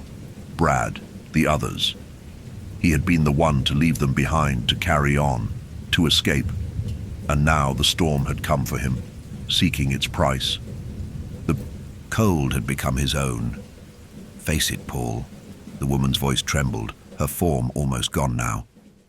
"You must release them, or it will destroy you." Suddenly, the faces of the lost appeared before him. Brad, his twisted, broken form, his hollow eyes pleading for mercy. The others, their faces contorted in pain, their mouths open in silent screams. Paul's heart wrenched in agony, the weight of their loss almost too much to bear. He couldn't face them. He had failed them. The chains pulled tighter, the ice sinking deeper into his skin. His knees buckled again, but this time there was no escaping, no running. But then something broke inside him. A shift, a crack in the storm. The storm, the endless snow, wasn't just his prison. It was his reflection. Paul closed his eyes and breathed, a shudder passing through him. He wasn't running from them anymore. He was no longer the one who had left, the one who had failed. He was the one who needed to let go. "I'm sorry," Paul whispered, his voice trembling. He spoke it to the faces that surrounded him, to the souls that had been lost, to Brad, to everyone. "I'm sorry." The storm roared again, a deafening sound, but this time it wasn't angry. It wasn't cold. It was distant, as the words echoed. In the wind, the storm around him began to fade. The shadows of the lost souls faded with it. The snow seemed to lift, the cold dissipating. For the first time, Paul felt the chains around his chest crack and break. And as the final remnants of the storm scattered into the wind, Paul's vision cleared. The warmth returned, the soft golden glow of peace, the feeling of being whole again. And in that moment, Paul knew the storm was no longer his prison, it was his redemption. The last vestiges of the storm dissolved into nothingness like mist evaporating beneath the rising sun. Paul stood in the center of it, his chest rising and falling, no longer weighed down by the icy grip of the blizzard. The soft glow, warm and golden, surrounded him now, like the embrace of something ancient and comforting. There were no more shadows lurking in the corners of his mind, no more howling winds that threatened to tear at him, no more loss, no more guilt, just a stillness that felt both foreign and familiar. He was free, at least that was what he told himself. But as he looked around, he realized that the landscape before him had changed. The hills, once gentle and alive with the scent of wildflowers, had now become barren, empty. A cold silence echoed in every direction. The golden light was dimming, flickering like a candle about to go out. His heart skipped. Was it over? Or was this another illusion? The woman, the one who had appeared before him, the one who had guided him to this moment, stood before him once more. This time, her form was clearer, her face visible in the dimming light. Her dark hair fluttered in the gentle breeze, and the white dress that had once shimmered so brightly now seemed faded, worn. "You've come full circle," she said softly, her voice tinged with a sorrow Paul couldn't quite place. "You've faced the storm, and you've faced yourself. But now, the question remains, can you truly let go?" Paul looked at her, his heart heavy. Let go. The words hung in the air, drifting between them. It wasn't just the storm that had haunted him. It was the memories, the faces of the lost, the lives he had left behind, the people who would never have the chance to say goodbye. I think I can," he said, his voice rough but steady, like a man who had been lost for far too long and was finally finding his way back. The woman nodded, her expression softening as if she had expected no less. "You've forgiven yourself, Paul. That is all you needed to do. The storm was never the enemy. It was a reflection of your own inner struggle, your own darkness. You've done the hardest thing of all." Paul swallowed hard. "But I still hear it," his voice faltered. "The whispers, the storm, it never really goes away, does it?" A long pause settled between them, and the woman stepped forward, her presence more comforting than anything he had felt in years. "The storm will always exist, Paul. The question is whether you choose to live in it or beyond it." Paul looked down at his hands, the icy cold of the storm still lingering in his bones. He had spent so long fighting it, fearing it. But now he realized there was no fight left. The storm wasn't something that could be defeated or escaped. It was part of him, as much as the grief, the guilt, the sorrow. It would always be a part of his past. The real question, the one that echoed in his chest, was whether he would continue to let it define him. As the last of the golden light faded into the cold shadows, Paul took a deep breath. He let go of the storm, of the grief, of the burden he had carried for so long. He let it all go. The woman's smile grew softer, more knowing. She reached out a hand, her fingers brushing his, the touch gentle like a whisper in the wind. "You're free, Paul." And then, as if her words had unlocked something deep within him, the ground beneath him trembled, the winds picking up again. But this time, they weren't harsh. They weren't cold. The wind, the snow. It was lighter now, like a passing memory, a distant echo. The woman began to fade, her figure dissolving into the air like mist before the sunrise. Her final words, soft and eternal, lingered in the stillness around him. "Remember, Paul, the storm is not what you run from. It's what you carry with you." And then she was gone. Paul stood alone in the quiet. The storm had passed, but he knew He knew it would always linger just beyond the horizon, always there if he chose to return to it. But for the first time in years, he didn't feel its pull. He wasn't trapped anymore. The snow, once oppressive and endless, now began to melt beneath his feet. The road stretched before him, clear and wide, untouched by the cold. For the first time, Paul saw the truth of what lay ahead, not the endless circle of his past, but the choice of what came next. He had the power to walk beyond the storm, to create his own path. And so he did. Step by step, he moved forward. As the last remnants of snow began to melt into the earth, Paul felt the warmth of the sun on his skin for the first time in ages. And he smiled, a small, quiet smile, but it was full of something he hadn't felt in so long. Hope. The storm was gone, but the future, his future, was just beginning.